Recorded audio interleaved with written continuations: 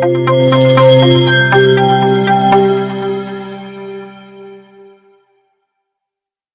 సమయంలో ప్రభు మన కొరకు ఉద్దేశించిన వాక్య ధ్యానాంశము మత్తయి సువార్త 10వ అధ్యాయము 32వ వచనం. మనుష్యుల ఎదుట నన్ను ఒప్పుకొని వాడెవడో పరలోకమందున్న నా తండ్రి ఎదుట నేను వానిని ఒప్పుకుందును. మనుష్యుల ఎదుట ఎవడు నన్ను ఎరగననునో వానిని పరలోకమందున్న నా తండ్రి ఎదుట నేనును ఎరగనందును. మనుష్యుల ఎదుట మనము సేవిస్తున్నటువంటి మన దేవుణ్ణి మనం ఒప్పుకున్నట్లయితే దేవుడు మనల్ని అంగీకరిస్తాడు.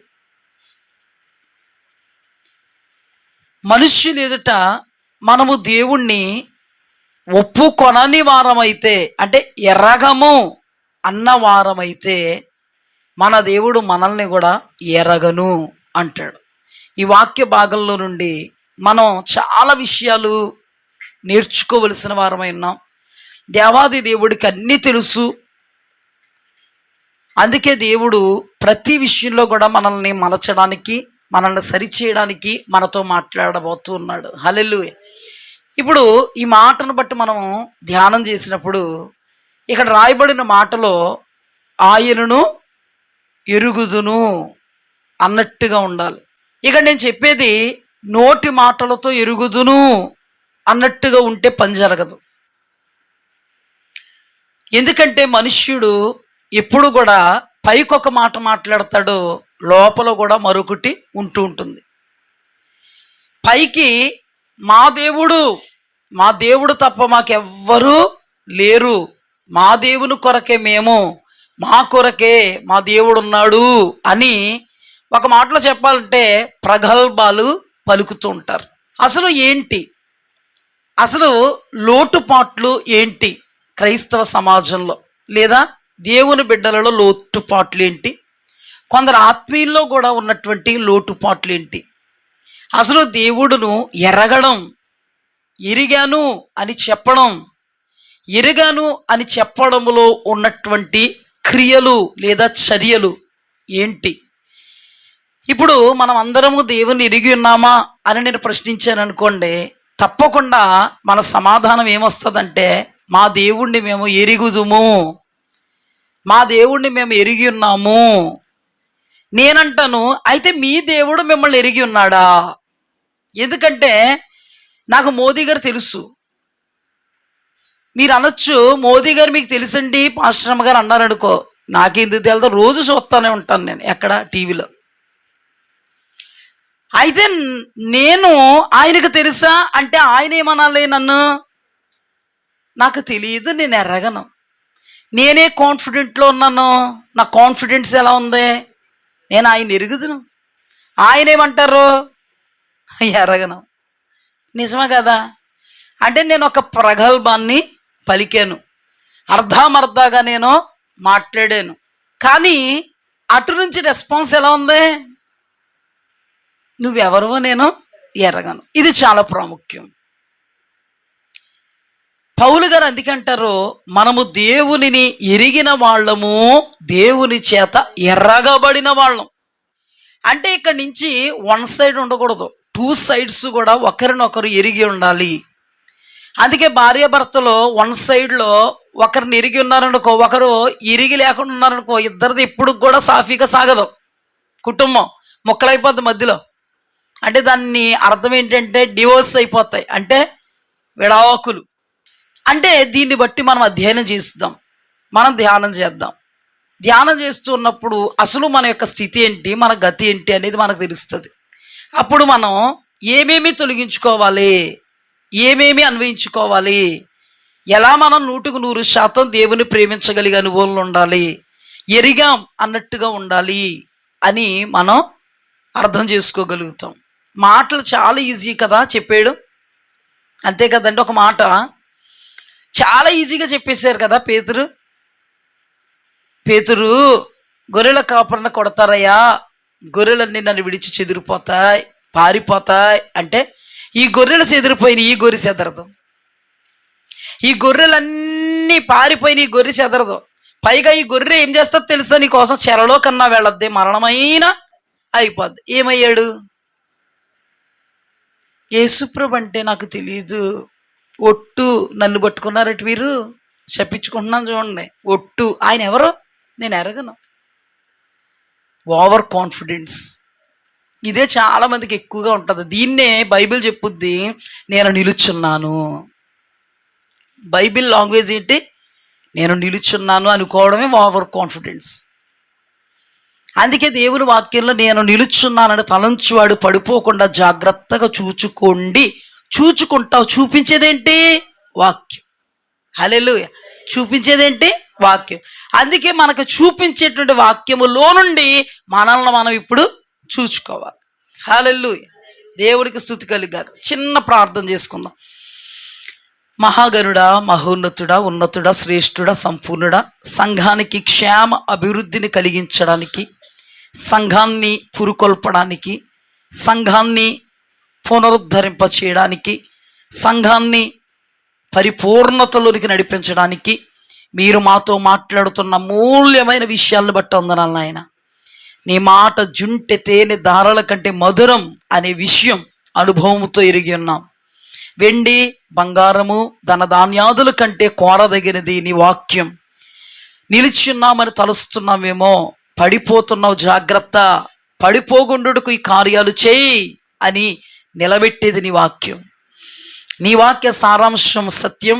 ఈ సత్యమే మమ్మల్ని సర్వసత్యంలోకి నడిపించి నిత్య రాజ్య మహిమకు కారణభూతులుగా చేయుచున్నది.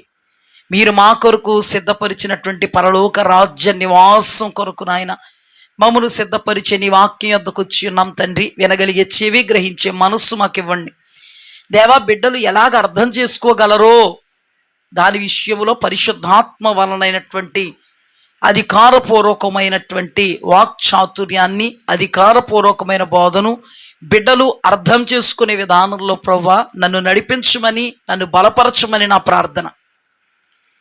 ఏ ఉపమాన అలంకారమైనను నా ఉద్రేకముతో కాక నీ వాక్కు నీ ఆత్మ చేత, ఉపమాన అలంకారము నీ ఆత్మ చేత నన్ను సంధించునుగాక.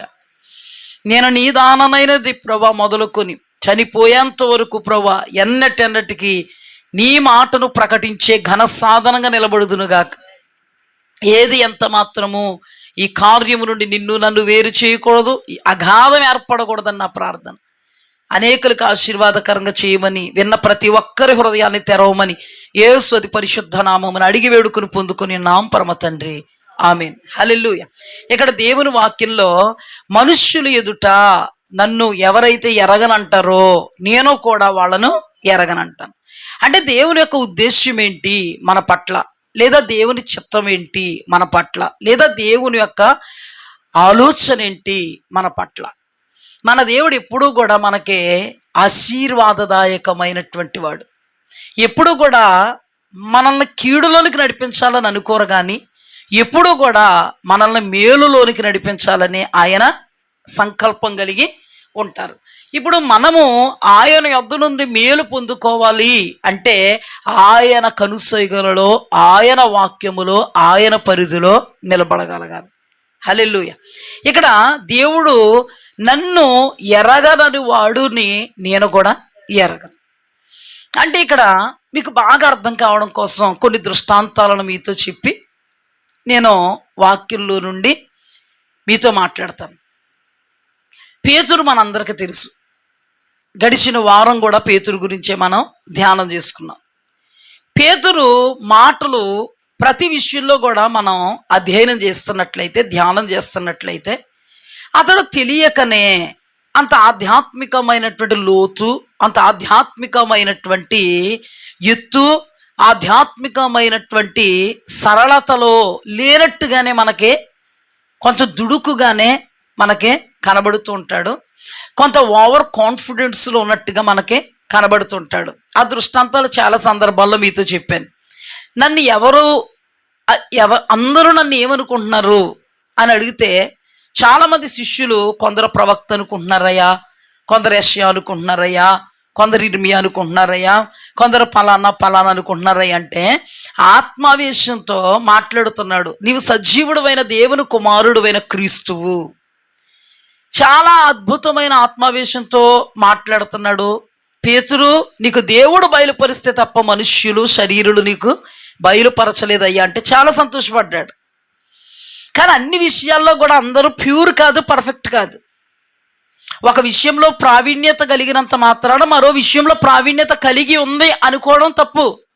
నువ్వు మిషన్ బాగా కుట్టగలవు, నువ్వు అద్భుతంగా బ్లౌజు స్టిచ్ చేయగలవు, అలాగని నువ్వు డ్రెస్ స్టిచ్ చేస్తాను నేను అని అనుకుని వెళ్ళి స్టిచ్ చేసావంటే బలత పడతావు.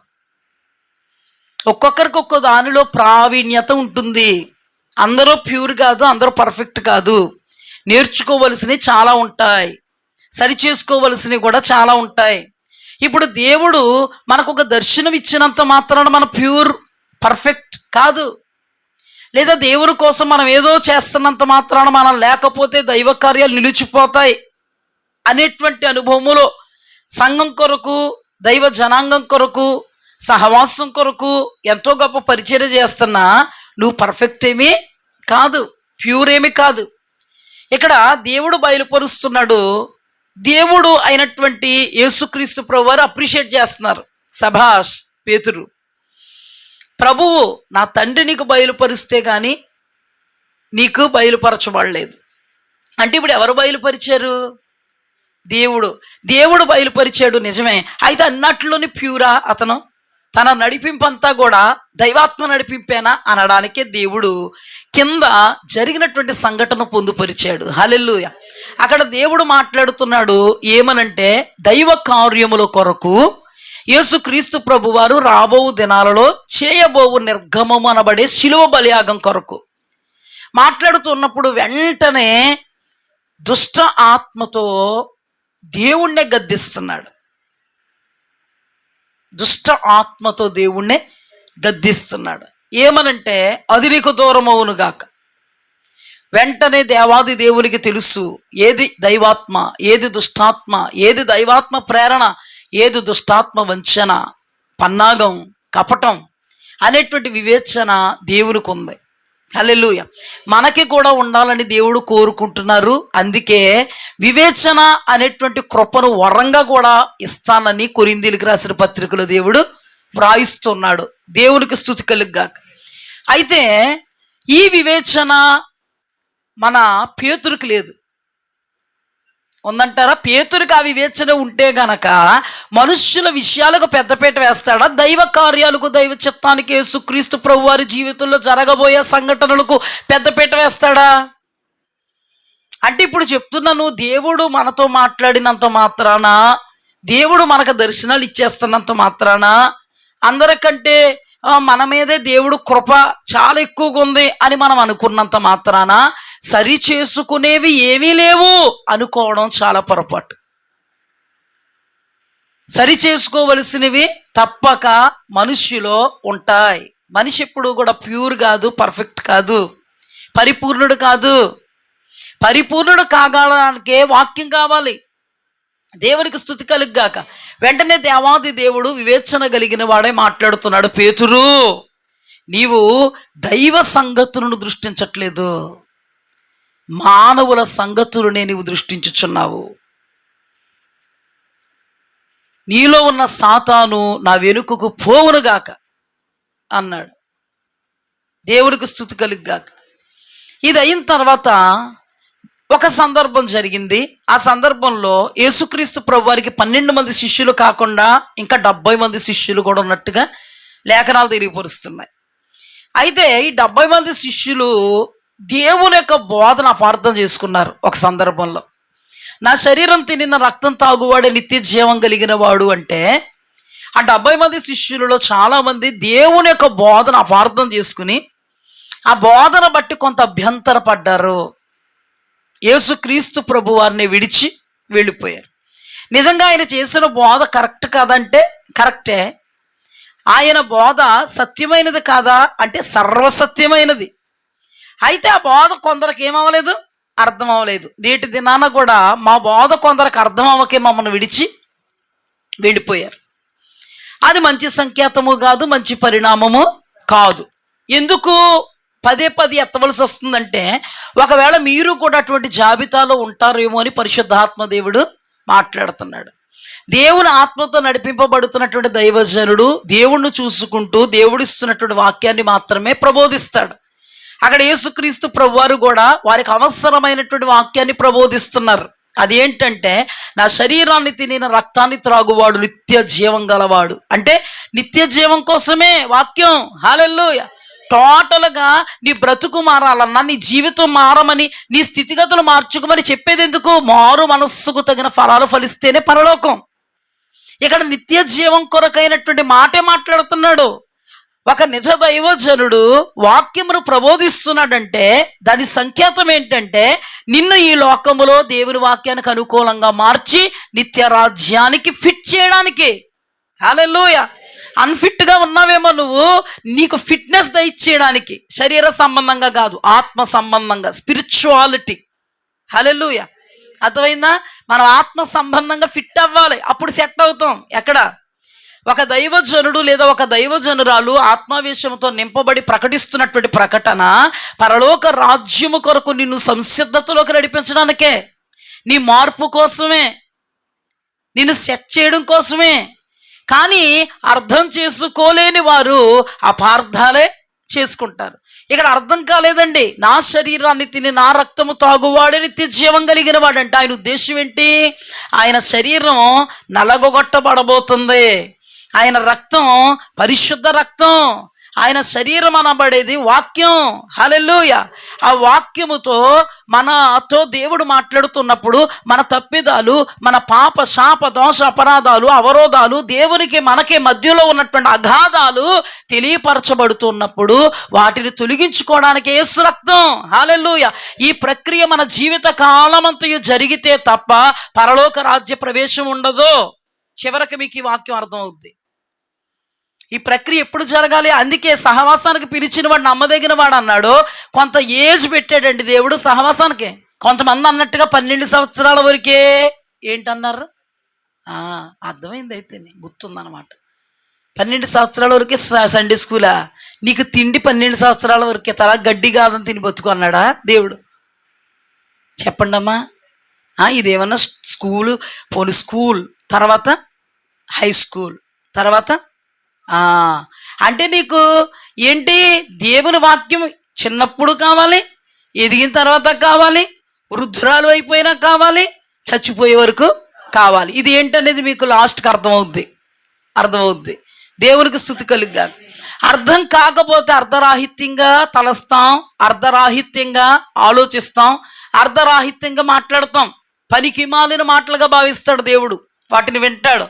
జాగ్రత్త. ఇక్కడ జరిగినటువంటి సందర్భంలో ఇక్కడ ఏమని మాట్లాడుకుంటున్నారంటే, ఇది కఠినమైన మాట. దేవాది దేవుడు ఏం మాట్లాడుతున్నాడు? నిత్య జీవం కొరకైనటువంటి బాటను మాట్లాడుతున్నాడు. వీళ్ళు ఈ బాట కఠినమైన మాట, ఈ మాటే కఠినమైన బాట. అక్కడ రాయబడిన మాట ఏంటంటే, యేసుక్రీస్తుని విడిచి వెళ్ళిపోయారంట. మరలా యేసు ప్రభుని అస్సలు వెంబడించలేదు. ఇంకా వద్దు బాబే మాకు ఇది అంటే, యేసుప్రభు వారు సత్యమా కాదా, దేవుడా కాదా, సర్వసత్యమా కాదా? ఆయన్నే విడిచిపోయారంటే దాని అర్థం ఏంటో తెలుసా? ఆయన ఎవరో మాకు ఎరగం, ఆయన ఎవరో మాకు తెలీదు. ఎరగమంటే పేతురులాగా యేసుప్రభు అంటే నాకు తెలియదు, ఇదిగో ఒట్టు, ఇదిగో నన్ను నేను చెప్పించుకుంటున్నాను, ఆయన ఎవరో నాకు తెలియదు అని నోటు మాటలతో చెప్పడమా? ఎరగానన్నట్టుగా బ్రతకడం ఏంటంటే, ఇందులో ఒక పాయింట్ వచ్చింది మీకు. విడిచిపోవడం, సహవాసాన్ని విడిచిపోవడం, సహవాసము కొరకైనటువంటి దేవుని చేత ఏర్పాటు చేయబడినటువంటి సంఘాన్ని, దైవ జనాంగాన్ని విడిచిపోవడం. మొట్టమొదటి వచ్చింది పాయింట్. ఈ పాయింట్ గుర్తుపెట్టుకోండి. ఎరగననడం అంటే ఏంటి? సంఘాన్ని, సహవాసాన్ని, దైవ జనాంగాన్ని విడిచిపోవడం. ఇక్కడ దేవుడు ఏమన్నాడు? నన్ను ఎరగనన్న వాడిని నేను ఎరగనందును. సహవాసాన్ని విడిచి వెళ్ళిపోవడం కూడా ఎరగను అనడమే. అందుకే దేవుడు సహవాసానికి పిలిచిన వాడు నమ్మదగిన వాడు. సహవాసానికి వస్తున్నప్పుడు చాలా జాగ్రత్తగా రాగలగాలి. మన నడత ఎలా ఉందో జాగ్రత్తగా చూసుకోవాలి. లేకపోతే సాతానుడు ఇక్కడ సత్యవాక్యం ప్రబోధింపబడుతుంటే అక్కడ దుష్టుడైనటువంటి సాతాను దుర్నీతి కొరకు నిన్ను నడిపిస్తాడు. వక్రీకరించి అర్థం చేసుకునేలాగా నిన్ను నడిపిస్తాడు. దేవుని ఎరగనన్నట్టుగా సహవాసానికి నిన్ను దూరం చేస్తాడు. అర్థమవుతుందా? చూడండి, వెళ్ళిపోయారు. ఆ టైంలో పేతురు గారు ఏమంటారు తెలుసా? పేతురు దగ్గరికి తన 12 మంది శిష్యుల దగ్గరికి వచ్చి, వాళ్ళు నన్ను విడిచి వెళ్ళిపోయారయ్యా, మీరు కూడా నన్ను విడిచి వెళ్ళిపోతారా అంటే ఎవరో మాట్లాడలేదు. కానీ పేతురు అన్నాడు, మిమ్మును విడిచి మేము ఎక్కడికి వెళ్ళిపోతాం? నిత్య జీవపు మాటలు కలిగిన వాడవు నీవు. హల్లెలూయా. అంటే ఎక్కడికక్కడ పేతురులో దేవుని కార్యాలు చూడగలుగుతున్నాం. అలాగే పేతురులో బలహీనతలు, ఆత్మీకమైన బలహీనతలను కూడా మనం చూడగలుగుతున్నాం. ఒక దినాన పాయింట్కి వస్తున్నాను నేను. ఒకరోజు దేవాది దేవుడు మాట్లాడుతున్నాడు. గొర్రెల కాపరిని కొడతారు, గొర్రెలు చెదిరిపోతాయి. అప్పుడు పేతురు అంటారు, యేసుక్రీస్తు ప్రభువా, వీళ్ళందరూ నిన్ను విడిచి వెళ్ళిపోయినా నేను నిన్ను విడవను. బంధకంలోకి వెళ్ళిపోవాలన్నా, అంటే చెరలోకి వెళ్ళిపోవాలన్నా నేను రెడీ. నీ కొరకు మరణమే అయిపోవాలన్నా నేను రెడీ అన్నాడు. అప్పుడు దేవాది దేవుడు మాట్లాడుతూ, పేతురు, కోడి కూయక మునిపే యేసు ప్రభువు ఎవరో నాకు తెలియదని 3 సార్లు నువ్వు బొంకుతావు. ఆ మాటని పెద్ద పట్టించుకోలేదు. ఆ మాట కొరకు ప్రార్థన చేయలేదు. శోధన నుండి తప్పించు ప్రభువా అనలేదు. నిన్ను ఎరగనన్నట్టుగా నేను ఉండకూడదు ప్రభువా, నన్ను బలపరుచు అని అనని కారణాన శోధనలో పడిపోయాడు. వెళ్ళి ఒక చిన్నది మాట్లాడుతున్నప్పుడు ఆయన నేను ఎరగను, ఆయన నాకు తెలియదు అన్నాడు. రెండవ మారు అదే సందర్భంలో, అదే రోజున, అదే గడియలలో మరి ఒక చిన్నది మాట్లాడుతున్నప్పుడు ఆయన ఎవరో నాకు తెలియదు, నేను ఎరగను, ఒట్టు.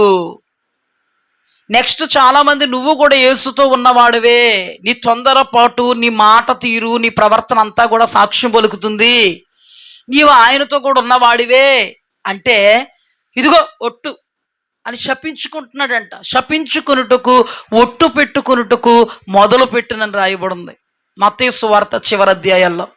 అంటే బలహీనతలు కనబడుతున్నాయి, బలము కనబడుతుంది. ఇప్పుడు దేవుడు ఏమంటాడు తెలుసా? ప్లస్ను ప్లస్గా ఉంచుకో, మైనస్ను ప్లస్ చేసుకో. హల్లెలూయా. అంతటి వాళ్ళకే ప్లస్లు మైనస్లు ఉన్నాయా లేవా? మనం ఇంతకుముందు ధ్యానం చేసుకుంటూ ఉన్నప్పుడు ఆత్మీయుల జీవితాల్లో దొర్లుతున్నటువంటి అపశృతులు అన్నప్పుడు ఎంతమంది ఆత్మీయుల జీవితాల్లో అపశృతులు దొరలడం చూసాం? చాలామంది జీవితాల్లో. ఇప్పుడు నేను కలిపి కొట్టి చెప్పేది ఏంటంటే, మీకు సందర్భాలు వచ్చాయి కాబట్టి ఎవరు ప్యూర్ కాదు, ఎవరు పర్ఫెక్ట్ కాదు. ప్రతి ఒక్కరూ కూడా వాక్యముతో మాత్రమే ప్యూర్గా ఉండగలగాలి. వాక్యమే పరిశుద్ధతను కాపాడుకోవడానికి, యథార్థతను, నమ్మకత్వాన్ని, నీతిని కాపాడుకుని బ్రతకడానికి, భయభక్తులు కలిగి ఉండడానికి మనకేమి చేస్తుంది? దోహదపడుతుంది. ఈ వాక్యము లేకపోతే నీ తప్పిదములు నీకు తెలియవు, అన్ని ప్లస్లు అనుకుంటావు, అందులో మైనస్లు కూడా కలిసిపోయినాయి. ఇంకా జీవితకాలం అంతా కూడా ఆ భ్రమలోనే మనం బ్రతికేస్తూ ఉంటాం. చివరికి వచ్చేటప్పుడు మీకు అర్థమవుతుంది, ఆ భ్రమలోనే బ్రతికేస్తుంటాం. ఇక్కడ పాయింట్ ఏంటి, మనం ధ్యానం చేసుకోవలసింది ఏంటి అంటే, నేను యేసుక్రీస్తును ఎరగనన్నాడు. మన ధ్యానాంశం మూల వాక్య భాగం ఏంటంటే, ఎవరైనాను మనుష్యులు ఎదుట నన్ను ఎరగనంటే నేను వారిని ఎరగనందును. ఇప్పుడు పేతురు కొన్ని సందర్భాల్లో ఆత్మీయుడే, బలవంతుడే, కొన్ని సందర్భాల్లో మాత్రం ఓవర్ కాన్ఫిడెన్స్లో ఉన్నట్టుగా మనకే తెలుస్తుంది.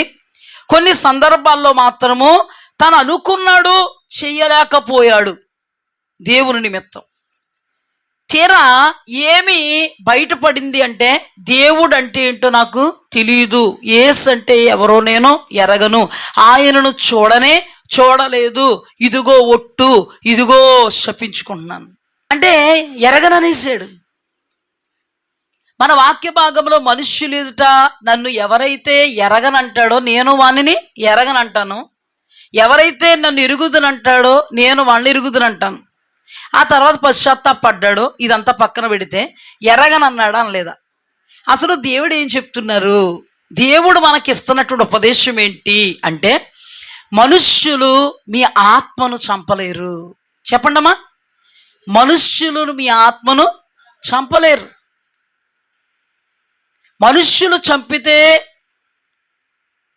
మనం చనిపోతాం, మనుష్యులు చంపితే మన దేహం సమాధిలోనికి వెళ్ళిపోద్ది అని మరణము అనేది లేని ఆత్మ మనకొకటే ఉంది. యేసుక్రీస్తు ప్రభువారు అంటారు, మనుష్యులు చంపుతారని మీరు భయపడవద్దు. అంటే మనుష్యులకి మీరు భయపడవద్దు, ఆత్మను దేహాన్ని కూడా నిత్య నరకాగ్ని పాలు చేసే నాకు మీరు భయపడండి. మరలా ఇంకోసారి చెప్తున్నాను అర్థం కావడం కోసం. మనుష్యులు చంపుతారని మీరు భయపడద్దు.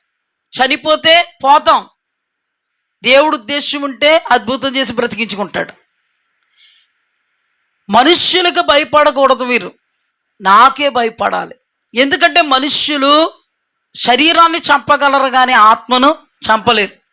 నేనైతే ఆత్మను దేహాన్ని రెండింటిని కూడా నరకప్పాలు చేసేయగలను. అందుకని మీరు నాకు భయపడాలి, మనుష్యులకి కాదు. అర్థమైందా మీకు? అర్థమైందా? ఇప్పుడు పేతురులో నుండి మనం ఈ మాట గుండా పేతురును చూస్తూ ఉన్నాం అనుకోండి. పేతురు ఎవరికి భయపడ్డాడు చెప్పాలి? మనుష్యులకు భయపడ్డాడు. ఎందుకు భయపడ్డాడు మనుష్యులకంటే, మనుష్యులు కొడతారేమో, మనుష్యులు బంధిస్తారేమో, మనుష్యులు చంపుతారేమో. అందుకని మనుష్యులకు భయపడి 3.5 సంవత్సరాల సహవాసంలో పరలోకం అంటే ఏంటి, పరలోక రాజ్య ఫలం అంటే ఏంటి, దేవునికి అనుకూలంగా ఉంటే పరలోక రాజ్యములు ఎటువంటి కృపలను లేదా ఎటువంటి ఫలాలను అనుభవిస్తాం, అసలు దేవుడు ఏంటి, అసలు దేవుని వ్యక్తిత్వం ఏంటి, దేవుడు చేయగలిగే కార్యాలు ఏంటి, అన్నీ 3.5 సంవత్సరాలు స్టడీ చేసినవాడు ఎవరో. అంత స్టడీ చేసినటువంటి వ్యక్తి ఒక్క మారుగా ఆయన ఎవరో నాకు తెలియదు అన్నాడంటే అంత బలహీనుడు ఎందుకు అయిపోయాడంటే అతడు మెలకువతో ప్రార్థన చేయలేదు. ఇప్పుడు మనం మెలకువతో ప్రార్థన చేయటం మనం నేర్చుకోగలగాలి. మెలకువతో ప్రార్థన చేయక యేసుక్రీస్తు ప్రభువారు మీరు శోధనలో ప్రవేశించకుండానట్లుగా మెలకుగుండి ప్రార్థన చేయండి అంటే ఎలా ప్రార్థన చేయాలి? ప్రభువా, శోధన నుండి దుష్టుని నుండి నన్ను తప్పించు. నిన్ను ఎరగనన్నటువంటి జీవితం నాకు దాపరించడానికి వీలు లేదు అయ్యా. 3.5 సంవత్సరాలుగా మీరంటే ఏంటో నాకు తెలుసు. మీ వద్ద నేను వాక్యాన్ని నేర్చుకున్నాను, మీరు అతీతులని నాకు తెలుసు. అలాంటిది మీ కొరకు ప్రాణం పెడతానని అనుకుంటున్నాను, మీ కొరకు చెరలోకి వెళ్ళిపోతానని నేను అనుకుంటున్నాను. నేను నిలిచి ఉన్నానని తలుస్తున్నానయ్యా, నేను నిలవబడలేదు, పడిపోబోతున్నానయ్యా. నీవు నన్ను ప్రేమించి నా జీవితంలో సంభవించబోయేటువంటి శోధనను నీవు నాకు తెలియపరిచావు. దయచేసి నన్ను శోధన నుండి తప్పించు ప్రభువా అని ప్రార్థన చేస్తే తప్పింపబడుతుడా లేదా? అంగమా, మీరు చేయాల్సినటువంటి ప్రార్థన ఏంటో తెలుసా? శోధకుడు మనల్ని శోధించడానికి ఉన్నాడు. అందులో మొదటి శోధన ఏంటో తెలుసా? దేవుణ్ణి ఎరగమన్నట్టుగా బ్రతికింపజేస్తాడు మనల్ని. ఎరగమన్నట్టుగా బ్రతకడం అంటే ఎవరితోటో యేసుప్రభు నాకు తెలియదని చెప్పడం కాదండి. మొట్టమొదటిగా ఒక పాయింట్ చెప్పాను, విడిచి వెళ్ళిపోవడమే ఎరగనన్నట్టు ఉండడం. ఇంకొక విషయం దేవుని మందిరములో ఆరాధన ఉంది మనకి. ఆ రోజు మన దగ్గర చుట్టం ఫంక్షన్ ఉంది. ఏముంది? ఈ రోజున మన ఆరాధన ఎన్ని గంటలకి అంటే అర్థం కావడానికి చెప్తున్నాను నేను, జాగ్రత్తగా అర్థం చేసుకోండి. 9 గంటలకు కదా మన ఆరాధన. భోజనాలు ఎన్ని గంటలకే? 12 గంటలకు తినేస్తారో మీ ఇంటి దగ్గర నాకు తెలియదు, కానీ మేమైతే 1 గంట. ఎవరైనా అంతే. స్కూల్లో కూడా 12 గంటలకి ఎట్టరండి ఏమండి? స్కూల్లోని 12 గంటలకు పెట్టరండి. ఆఖరికి మనం జాబ్కి వెళ్తే 12 గంటలకు తినేసి వస్తామంటే ఆవిడెట్టడండి. అర్థమైందా? ఇప్పుడు కరెక్ట్గా భోజనం ఉంటాయి 1 గంట. ఖచ్చితంగా మనం ఆ రోజు ఆదివారం వచ్చింది, ఇంకా అస్తమాటు ఫంక్షన్లు ఆదివారం రావండి. ఆదివారం వచ్చింది అనుకోండి, ఆత్మలో బలం కలిగిన వాళ్ళము అయితే, దేవుని ఎరగమేం అన్నట్టుగా లేని వాళ్ళం అయితే మనం ఏం చేస్తున్నాం? మనం అసలు దేవునికి ప్రియారిటీ ఇస్తున్నాం. అవునా కదా? నువ్వు ఏ బెంగళూరులోనో ఉంటే ఈ సన్నిధికి రాలేవు, కానీ అక్కడ ఏదో సన్నిధి చూసుకోవాలి, తప్పదు. ఎందుకంటే ఆరాధించుకోవాలి కదా. అది కూడా మాకు వద్దు బాబు అంటే ఆన్లైన్లో కరెక్ట్గా 9 గంటలకి ఎక్కడో చోటకి వెళ్ళి కూర్చుంటే మేము కనబడతాం. ఎక్కడ అంటే మొత్తానికి మనకు అనుకూలత ఉంది ఇప్పుడు. హల్లెలూయా. మనము దేవుణ్ణి ఆరాధించాలి అంతే. అదేనో ఒక ప్రత్యేకమైన ఆరాధన. ఎప్పుడూ కూడా మనం వ్యక్తిగతంగా ఆరాధన చేసుకుంటామేమో మనకు తెలియదు, కానీ ఇది సంఘంగా స్వరక్తం ఇచ్చి సంపాదించుకున్నటువంటి సంఘంగా కుటుంబ సమేతంగా దేవుని యొక్క గుమ్మముల గుండా ప్రవేశిస్తూ ఆయన గడప కొమ్ములు యొద్ద కనిపెట్టుకుంటూ ద్వారబంధము గుండా ఆయన ముఖమును చూస్తూ సంఘం అంతా లేచి ఆరాధన చేస్తూ అందరూ కలిసి ఆలాపన చేస్తూ అందరి కొరకు దేవుడు మాట్లాడుతూ ఉంటే దైవజనుల ముఖాంతరంగా మాటలు వినడానికి ఆతృత, ఆరాటం. హల్లెలూయా. దేవునికి స్తుతి కలిగ్గా. నీకు పోరాటం ఎక్కువైపోయి ఎగ్గొట్టేసామనుకో, దాని అర్థం ఏంటి? నేను చెప్పిన దాని అర్థం ఏంటో, దగ్గరుడు పోయాడు చర్చికి, వంటల దగ్గర ఉండి చూసుకోవాలని తెలదా ఇడికి.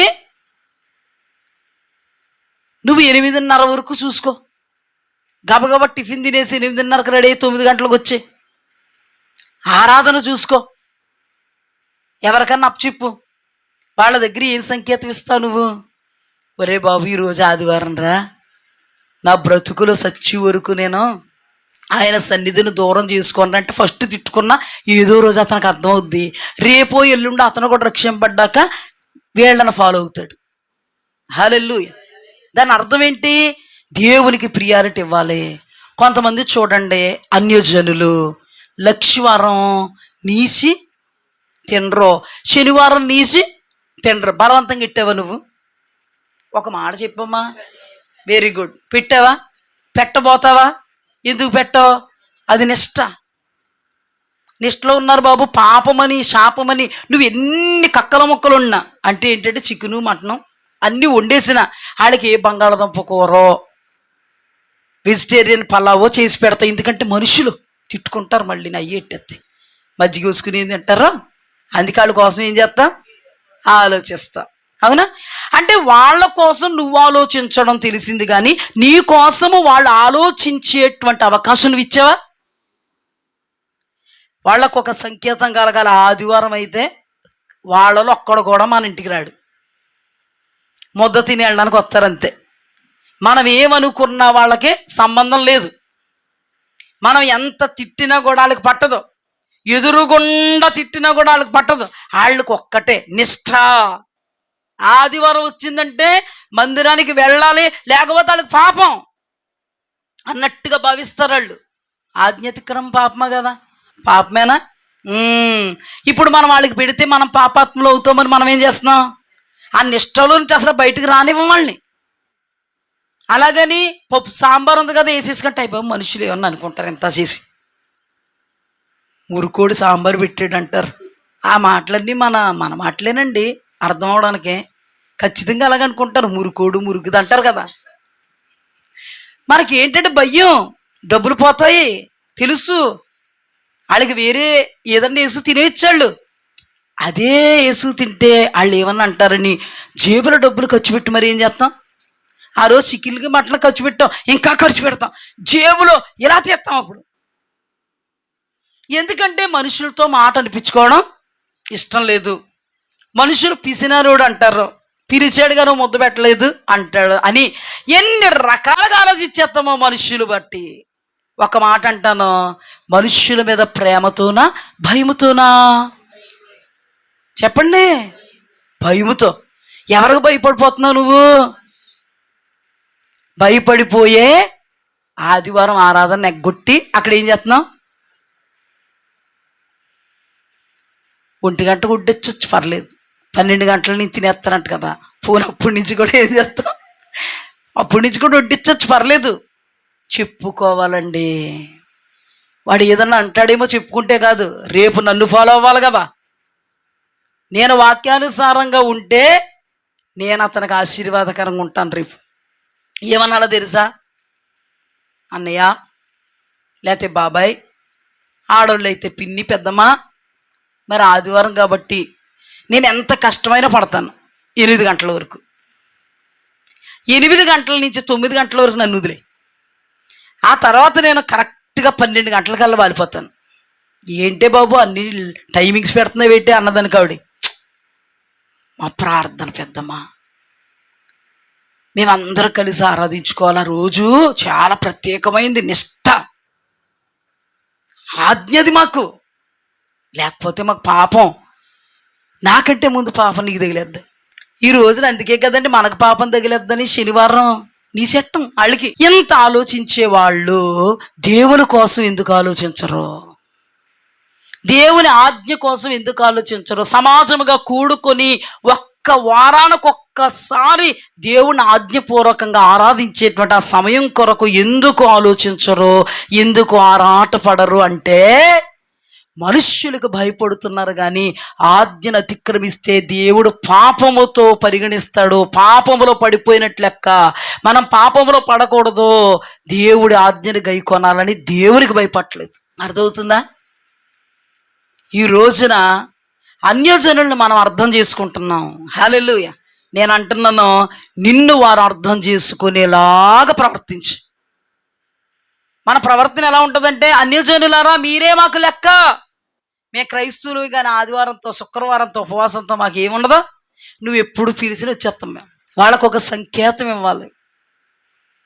ఏం సంకేతం ఇవ్వాలంటే, ఆదివారం ఒకవేళ పెట్టుకున్నాళ్ళు భోజనానికే వస్తారు అనే సంకేతం ఇస్తే, మీరు కావాలని అనుకుంటే మీ ఒక్కరి కోసం మీ మీద ప్రేమతో వాళ్ళు ఏం చేస్తారు అప్పుడే తెలిసిపోద్ది. నువ్వంటే అంత ప్రేమ లేకపోతే నీ అవసరమా అనేది ఎక్కడ తెలిసిపోద్ది చెప్పండి? ముందు సహవాసమును విడిచిపోవడం, దేవుణ్ణి ఎరగనన్నట్టు ఉండడం. ఇప్పుడు దైవ కార్యములను ప్రక్కన పెట్టి మనుష్యుల కార్యములకు పెద్దపీట వేయడం, దేవుణ్ణి ఎరగనన్నట్టు ఉండడం. ఆ విషయంలో శోధనలో ఎలాగైతే పడిపోయాడో మన పేతురు గారు, మనం కూడా టుపుక్కునే పడిపోయినట్టు. అర్థమవుతుందా లేదా? అంటే మనుష్యులకు భయపడ్డాం, దేవునికి నిర్భయులు అయిపోయాం. దేవుడు అన్నాడు, మనుష్యులకు భయపడొద్దు, నాకు భయపడండి. హల్లెలూయా, హల్లెలూయా. మనుష్యుల యొక్క కార్యకలాపాలకు భయపడొద్దు, నన్ను ఆరాధించే విషయంలో భయం కలిగి ఉండండి. కొందరు ఉంటారు పరిపాట్లకు పెద్దపీట వేస్తారు, దైవ కార్యాలకి పరిచర్యలకు చిన్నపీట వేస్తారు. ఇది కూడా ఒక లోపమే. మరొక క్యారెక్టర్ గురించి చెప్తాను. 7 గంటల నుంచి 8 గంటల వరకు నేను నీ సన్నిధిలో ప్రార్థన చేస్తాను ప్రభువా అని ఏమన్నా మొక్కుకున్నావు అనుకోను, లేకపోతే అయ్యా 9 గంటల నుంచి 11 గంటల వరకు నీ పాదాల దగ్గర ఉంటానయ్యా అని మొక్కుకున్నావు అనుకో, సోమవారం సునాయాసంగా జరిగిపోద్ది, మంగళవారం సునాయాసంగా జరిగిపోద్ది, బుధవారం ఎన్ని గంటలకు మన ప్రార్థన, ఎన్ని గంటల వరకు? ఇప్పుడు దేవుడు ఈ ప్రార్థన మానేసి ఆ ప్రార్థనలో కూర్చోమంటాడు నిన్ను? చెప్పు, ఓ మాట చెప్పు. కూర్చోమంటాడా? ఇది సంఘ ప్రార్థన, అది వ్యక్తిగత ప్రార్థన, అవునా? ఇక్కడ ఈ ప్రార్థనలో పాల్గొని నీకు అంతా భక్తి ఎక్కువైపోతే నీవు ఆ రోజుకి ఏం చేయాలి? ఒక మాట చెప్తాను. రాయచూరు వెళ్ళాలి హాస్పిటల్కి, ఓ పని చేయి, హైదరాబాద్కి వెళ్ళాలి హాస్పిటల్కి. అద్భుతం ఏంటంటే హైదరాబాదు నుంచి డాక్టర్ గారు గంగావతికి వచ్చారు. ఆయనకి మళ్ళా రావడం నెలకి, మనకి ఎక్కువ తక్కువ అయిపోతుంది, చూపించుకోవాలన్న ఆలోచన మనకి వచ్చింది. ఇప్పుడు హైదరాబాద్ ఎల్లక్కర లేకుండా హైదరాబాద్ డాక్టర్ ఎక్కడికి వస్తున్నాడు? నీ ప్రార్థన 8 గంటలకు, ఉదయం 9 గంటల నుంచి 8 గంటల వరకు. మరి గంగావతి వెళ్ళాలంటే ఇప్పుడు బయలుదేరాలా? అప్పుడు మాత్రం మనకి ఏ ఆలోచన ఉండదు. చక్కగా ప్రార్థన ఎగ్గొట్టి డాక్టర్ దగ్గరికి వెళ్ళి, దేవా డాక్టర్ గారు వైద్యం చేసినందుకు నీకు స్తోత్రం, ఎంత బాగా నడిపించావు ప్రభు అనుకుని ఆ ప్రార్థన ఎప్పుడు పెట్టుకుంటావు నువ్వు? వాస్తవమా కాదప్పా? నేను అంటాను, అయ్యి బాబోయ్ అది ప్రార్థన ఉండి అని అంటే అది అజ్ఞానం అంటాను. ఓ మాట చెప్పన, దేవుడికి ఏం మొక్కుబడి చేసుకోవాలి అదే మొక్కుబడి చేసుకోవాలి. ఇప్పుడు అబ్రహాము కుమారుడిని అర్పించమన్నప్పుడు దేవుడికి ఒక ఆలోచన ఉంది, అసలు నాకు భయపడతాడా లేదా. భయపడతాను ప్రభు అన్నట్టుగానే కుమారుడిని దహన బలి అర్పించడానికి వెళ్ళిపోతా ఉన్నప్పుడు దేవుడు అన్నాడు, నీ కుమారుడి మీద చెయ్యి వేయకమన్నాడు. అంటే ఆయనకి ఇష్టమా దహన బలి అర్పించడం? ఇష్టమా నరబలి ఇష్టమా? నరబలి ఇష్టం ఆయనకి ఇష్టం కాదు కదా. యెఫ్తా అనబడేటువంటి ఒక వ్యక్తి ఉన్నాడు. ఎవరు? యెఫ్తా. అతడు న్యాయాధిపతి. అయితే ఈ యెఫ్తా దేవుని ఆత్మతో నింపబడి అద్భుతంగా యుద్ధం చేసాడండి, విజయం సాధించాడు. అంతవరకు బాగానే ఉంది. సాధించాక ఇతనికి భక్తి ఎక్కువైపోయి ఏమన్నాడంటే, దేవా ఎంత గొప్ప విజయం ఇచ్చినందుకు నీకు స్తోత్రం, నా ఇంటి లోపల నుండి ఎవరైతే ముందు నన్ను ఎదుర్కోవడానికి వస్తారో వాళ్ళని నీకు బలిచ్చేస్తానన్నాడు. పిల్లొచ్చింది, కుమార్తె వచ్చింది. ఎవరు వచ్చారు? కుమార్తె వచ్చేటప్పుడు బలిచ్చెయ్యాలా? అజ్ఞానమా కదా? అసలు నువ్వు అలాగ అనుకుంటావే అజ్ఞానం. దేవుడు ఏమన్నా కోరుకున్నాడా? నీకు ఇక్కడ ప్రార్థన ఉండగా నేను వ్యక్తిగతంగా ఎరిగేస్తాను అక్కడంటే అది నిజమా, సత్యమా? డాక్టర్ గారి గురించి ఎందుకు ప్రార్థన మానేసి మరిపోయావు? ఫంక్షన్ ఉంటే ఆ ప్రార్థన ఎగ్గొట్టి మరిపోయావు. అజ్ఞానంగా మనం ఆలోచించకూడదండి.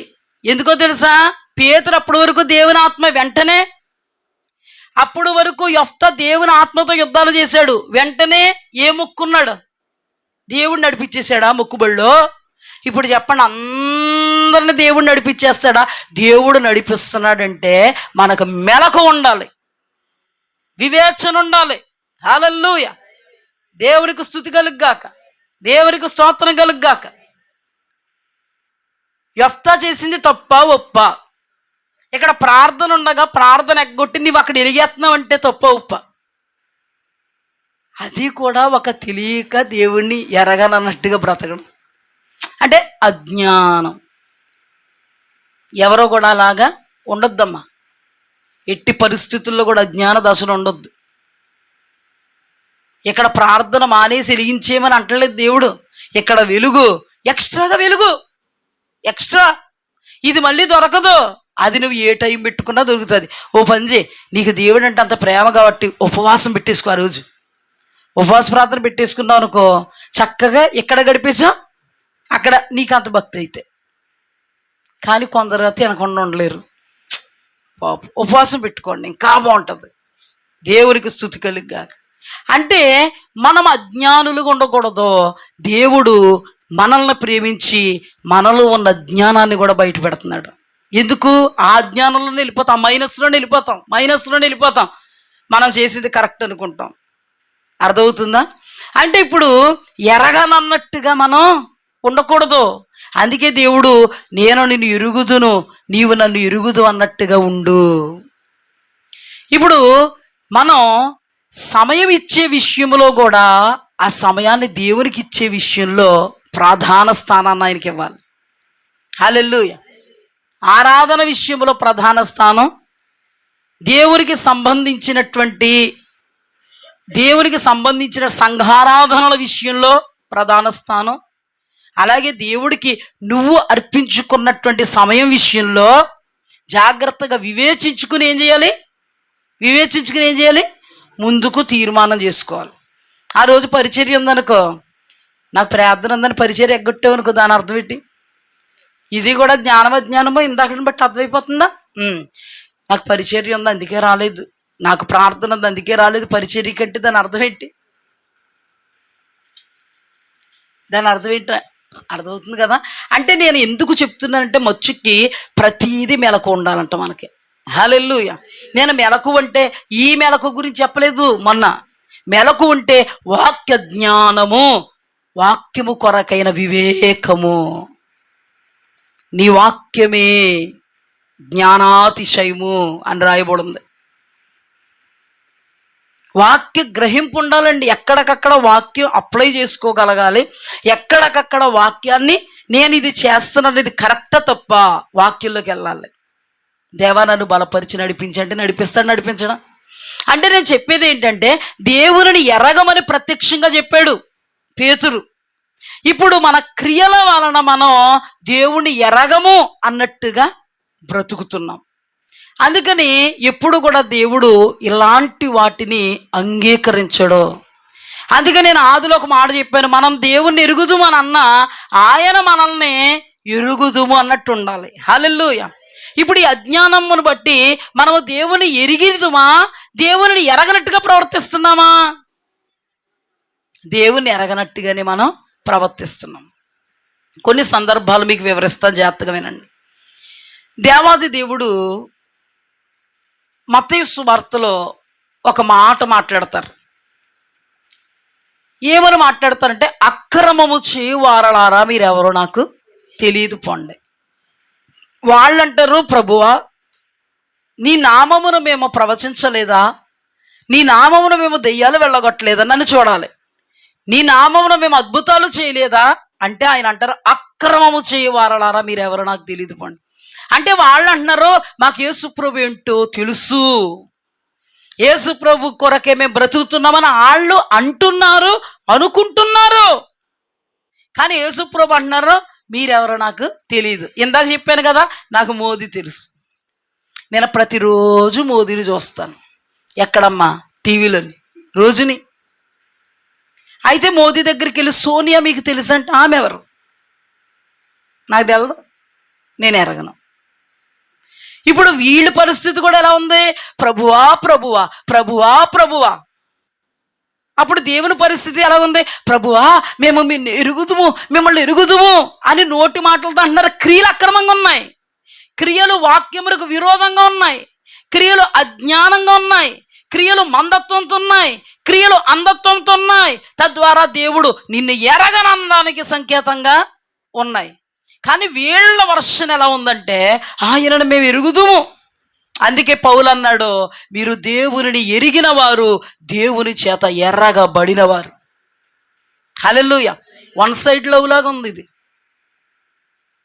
ఆయన మనల్ని ఎరగరా అంటే, వీళ్ళు అనడం ప్రభువా ప్రభువే, వీళ్ళు కార్యాలు చేయడం యేసయ్య నామంలోనే. కానీ దేవుడు అంటాడు, మీరు అక్రమము చేయవారు. అక్రమం అంటే ఏంటో తెలుసా? క్రమము కానిది. క్రమము వాక్యము, అక్రమము కలిపి చెరిపి తగిలించేది. ఇందాక ఒక ఉదాహరణ చెప్పాను. ఇక్కడ ప్రార్థన జరగగా నేను ప్రార్థన సమయాన్ని ఫిక్స్ చేసుకున్నాను అని అక్కడ చేయడం, ఇది అక్రమమా కాదా? అందుకే అంత లోతుగా తీసుకోండి. మరి దీన్ని దైవ కార్యం ఉండగా, పరిచర్య ఉండగా, నీ కొరకే కనిపెట్టుకుని ఉండగా, నీ పని ఉండగా ఇక్కడ అబ్బే నాకు ప్రార్థన ఉంది అక్కడ, ఇది అక్రమం కాదా? మొదట జ్ఞానం, ఇది దైవ కార్యమే, అది దైవ కార్యమే. జ్ఞానంగా వ్యవహరించకపోతే అక్రమమవుద్ది. ఒక మాట దేవుడు బయలుపరుస్తున్నారు, నిద్రపోకండి. ఒక మాట దేవుడు బయలుపరుస్తున్నారు, ఇప్పుడే బయలుపరుస్తున్నారు. యోనా ఉన్నాడు, దేవుని సేవకుడే, దేవుని ప్రవక్తే. అతడు తర్షీషు వెళ్ళినా అదే సేవ చేస్తాడు, నినివే వెళ్ళినా అదే సేవ చేస్తాడు. అదే సేవ, నినివేకి వెళ్ళిన అదే సేవ. అయితే దేవుడు నినివేకి వెళ్ళమన్నాడు, ఈయన తర్షీషుకి వెళుతున్నాడు. అది అక్రమమా కాదా దేవుని దృష్టిలో? అంటే ఆయన అంత గొప్ప ప్రవక్త అయితే బలహీనుడయ్యాడా లేదా? అక్రమం చేసాడా లేదా? దేవుడు రుజువులతో బయలుపరుస్తున్నాడు. జాగ్రత్త. దేంతో బయలుపరుస్తున్నాడు? ఏమండి, చాలామంది అజ్ఞానంగా ఉంటారండి, అవివేకంగా ఉంటారండి, మందత్వంతో అంధత్వంతో ఉంటారండి. ఒక్క మాట చెప్పనా, 3.5 సంవత్సరాలు దేవునితోనే ఉంటూ పగలు రాత్రి దేవుడు అంటే ఏంటో తెలిసి దేవుణ్ణి హత్తుకున్న వాళ్ళని దేవుడు అన్నాడు మందమతులారా, దేవుడు అన్నారు అవివేకులారా, అంధులారా, అల్ప విశ్వాసులారా. అంతలాంటి వాళ్ళనే అంత దేవుని దగ్గర స్టడీ చేసి, కళ్ళతో చూసి, చెవులతో విని, హృదయంతో గ్రహించి, కాకరకాయ అంటే కేకరకాయ అంటే దేవుడికి ఎంత కోపం వచ్చింది? నేను అనేది ఏంటంటే, ఆయనతో ఉన్న వాళ్ళలోనే అన్ని అపశృతులు దొర్లితే నీలో నాలో ఎన్ని దొరుకుతాయి? నువ్వు నేను సరి చేసుకోవలసిన ఎన్నున్నాయి, సవరించుకోవలసిన ఎన్నున్నాయి, అగాధాలు పూడ్చుకోవలసిన ఎన్నున్నాయి. దేవునికి మనకు అగాధం ఏర్పడితే ఇక్కడ వారు అక్కడికి వెళ్ళరు, అక్కడ నుండి సహాయం ఇక్కడికి రాదు. మధ్యలో అగాధం ఉంది. ప్రతి బలహీనతను కూడా దేవుడు వాక్యపు లోతుల్లో నుంచి మన కళ్ళ ముందు ప్రత్యక్షపరుస్తూ ఉండగా మన పొరలు ఊడిపోవునుగాక. ఆ దినాన పౌలు కళ్ళకున్నటువంటి పొరలు ఏమయ్యాయి? రాలిపోయినాయి. అంతవరకు దోషకుడు, హింసకుడు, హానికరుడు, మూయబడిన నేత్రాలతో ఉన్నవాడు ఇప్పుడు తెరవబడినటువంటి నేత్రాలతో ఆసియా ఖండాన్ని కదిలించగలిగే రూపాంతరత అనుభవంలో ఉన్నాడు. హల్లెలూయా, దేవునికి స్తుతి కలుగ్గాక. వాక్యమును అంగీకరించు. సైతానుగాడు చాకచక్యంగా స్వరం వినిపిస్తాడు. నీ కొరకే జాగ్రత్తగా ఉండి వెళ్ళిపో. నేనంటాను, నువ్వు ఇక్కడి నుంచి పోతే ఇంకా అలాగే వెళ్ళిపోవో, ఎగిరిపోవో, ఇలాగే దిగిపోతావు. సైతానుగాడు స్వరం విన్నావు గనుక జాగ్రత్త. అర్థమవుతుందా మనకి? చూడండి, అక్రమము చేయవారన్నారా మీరెవరో నాకు తెలియదు. అంటే వాళ్ళ జీవితంలో ఏం లేదు, క్రమం లేదు, అపశృతులు ఉన్నాయి, అక్రమం ఉంది. మీరెవరో తెలియదు పొండి అంటే వాళ్ళ యొక్క అంతం ఏంటండి? నేను అంటాను, వాళ్ళ మైనస్లో వాళ్ళకి తెలపబడలేదు. అయ్యయ్యో, ఈ రోజున మన బలహీనతలు మనకు తెలియజేస్తున్నటువంటి దేవుడు ఘనతనందుగాక, ఆ కృపలో మనము నిలిచిందుముగాక. ఆయన మనతో మాట్లాడుతున్న మాటకు మనము విరోధులము కాక అనుకూలమగుదుముగాక. వేటితోనండి వాళ్ళకి తెలియలేదండి. మైనస్లో వాళ్ళలో ప్లస్లు ఉన్నాయి, ఆ ప్లస్లు ఉన్నాయి, మైనస్లు ఉన్నాయి. ఆ మైనస్లు ఓవర్ కాన్ఫిడెన్స్తో మేము ప్లస్లో ఉన్నాం, మేము నిలిచి ఉన్నాం, మేము పడిపోం. మా దేవుడు ఆగ మేఘాల మీద తీసుకెళ్ళిపోతాడు మమ్మల్ని. ఏ ఆగమేఘం కనబడతలేదు వీళ్ళకి. అసలు మీరు ఎవరో నాకు తెలియదు. ప్రభువా ప్రభువా పిలిచాం కదయ్యా. ఆయన అంటాడు, ప్రభువా ప్రభు అని పిలుచు ప్రతివాడు పరలోకం ప్రవేశించడు. ఎవరు ప్రవేశిస్తారు? పరలోక రాజ్యము కొరకే ఆయన సిద్ధపరచడానికి మనల్ని మాట్లాడుతున్నాడు. అందుకే ఆ రోజున వాళ్ళు నా శరీరం తిన్న రక్తం తాగువాడు నిత్య జీవం కలిగిన వాడంటే సైతానుగాడు బాగా పట్టేసి రివర్సల్ అర్థం చేసుకున్నారు. వీళ్ళకి అసలు అర్థమే కాలేదు. జాగ్రత్తగా వినండి. బుద్ధి లేని కన్యకలు ఉపమానం, మత్తయి సువార్త 25వ అధ్యాయం. ఈ బుద్ధి లేని కన్యకల్లో సిద్ధుల్లో నూనె ఉంది, కడవరకు లేదు. ఇదో పాయింట్, అంటే ఇదో క్యారెక్టర్. సిద్ధులలో నూనె ఉంది, కడవరకు అంటే దాని అర్థం ఏంటంటే నెలకు నువ్వు నూనె తెచ్చుకుంటావు అమ్మాయి, 15 రోజులకే ఉంది నూనె, మరి మిగతా 15 రోజులు ఏం చేస్తావు? నేను వెళ్ళి తెచ్చేసుకుంటానండి అని దాని గురించి కాదు నేను ఈ పాయింట్ మాట్లాడుతుంటా. మిగతా 15 రోజులు ఏం చేస్తావు? 15 రోజులు నీకు కరెంట్ ఉంది, మిగతా 15 రోజులు లేదు, ఏం చేస్తావు? నీకు కరెంట్ ఎప్పుడు ఉండాలా? అందుకే కదా ఇన్వర్టర్ బిగిచ్చేసావు, అవునా కదా? ఉండాలా వద్దా? లేకపోతే కళ్ళు లేని కబోదులు మేము డబేలు నడిపోతావు, అక్కడి నుంచి హాస్పిటల్కి గంగావుతాయి. అంటే నేను అనేది ఏంటంటే సిద్ధులలో నూనె ఉంది, కానీ జీవితానికి సరిపడే అంత లేదు. సగం బ్రతుకుకే ఉంది నీకు, జీవితానికి లేదు. దేవుడు అంటాడు కడ వరకు ఉండాలి నీకు వాక్యం. ఎంతవరకు ఉండాలి? సిద్ధులలో నూనె కడ వరకు ఉందండి వీళ్ళకి. ప్రకటన గ్రంథంలో దేవుడు ఏమన్నాడో, కలిగిన దాన్ని కడ వరకు గట్టిగా పట్టుకో, కడ వరకు నమ్మకంగా ఉండు, అంతం వరకు సహించు. అంటే నీకు అంతం వరకు ఏముండాలి? వాక్యం, సహవాసం. అంతవరకు ఏముండాలి? సిద్ధులలో నూనె. నీకండి ఇది వరకునండి బుడ్లు పెట్టేవారు, లాంతర్లు అనేవారు. వాటిని లాంతార్లుండో అని అమ్మొచ్చేవాడు మా చిన్నప్పుడు. అర్థమైందా? లాంతర్లు. ఇప్పుడు రాత్రంతా కొంతమందికి కరెంట్లు ఉండి కదా అప్పట్లో, అర్థమైందా? వాళ్ళు వాటి మీదే బ్రతుకుతుండేవారు. ఇప్పుడు వాళ్ళు జ్ఞానులైతే నూనె ఏం చేసుకుంటారు? సగానికి ఆగిపోతుంది అనుకో, వచ్చి ఇది కాదు కానీ రాత్రి అంతా వచ్చి కొద్ది పెద్దది తీసుకుందాం అని అందులో కిరసనాలు అనుకుంటే కిరసనాలు అనుకోండి, నూనె అనుకుంటే నూనె అనుకోండి, రాత్రి అంతా రావాలా వద్దాళ్ళకి? మధ్యరకంగా 12 గంటలకు ఆరిపోయిందంట. ఏం చేస్తారు? అక్కడి నుంచి ఎక్కడ మయమే. అంటే ఎలాగా మనం దాన్ని అర్థం చేసుకోవాలంటే రాత్రి అంతా రావాలి నీకు. నూనె 4 రోజులు తెచ్చుకున్న 4 రోజులు కూడా నీకు రావాలి. మధ్యరకంగా ఆగిపోతే అది నీకు నష్టమే. కానీ ఈ నూనె లేకపోతే మామూలు నష్టం కాదు. ఏ నూనె లేకపోతే? జాగ్రత్తగా గమనించండి. గడిచిన రాత్రి దేవుడి తలంపిస్తున్నారు నాకు. ఏమనంటే మనం ఇంతవరకు ధ్యానాలు చేసాం, అది తప్పని కాదు, ఆ కోణానికి సంబంధించి దేవుడు అలా మాట్లాడాడు. ఇప్పుడు ఈ కోణానికి సంబంధించి దేవుడు ఎలా మాట్లాడుతున్నాడో తెలుసా? దేవుడు వచ్చేంత వరకు ఉండాలి నూనె. హల్లెలూయా. అవసరమైతే దేవుడి దగ్గరికి నువ్వు సీదా పరలోకం వెళ్ళిపోవాలన్నా చచ్చేంత వరకు ఉండాలి నూనె. మన యొక్క జీవితం ఏంటండి? దేవుడు రాకడు ఇప్పుడు వస్తే వెళ్ళిపోతాం, దేవుడు రాకడ ఆలస్యం అయితే మనం ఉండం, మనం పోతాం, చచ్చిపోతాం. ఈ రెండట్లు ఏదో జరుగుద్ది. అంటే ఈ నూనె ఎంతవరకు ఉండాలి? నీవు చనిపోయేంత వరకు ఉండాలి. ఆ చనిపోయేంత వరకు ఉండాలి. ఆ విషయం నీకు తెలియాలి. నీవు 60 సంవత్సరాల వరకే కాదు.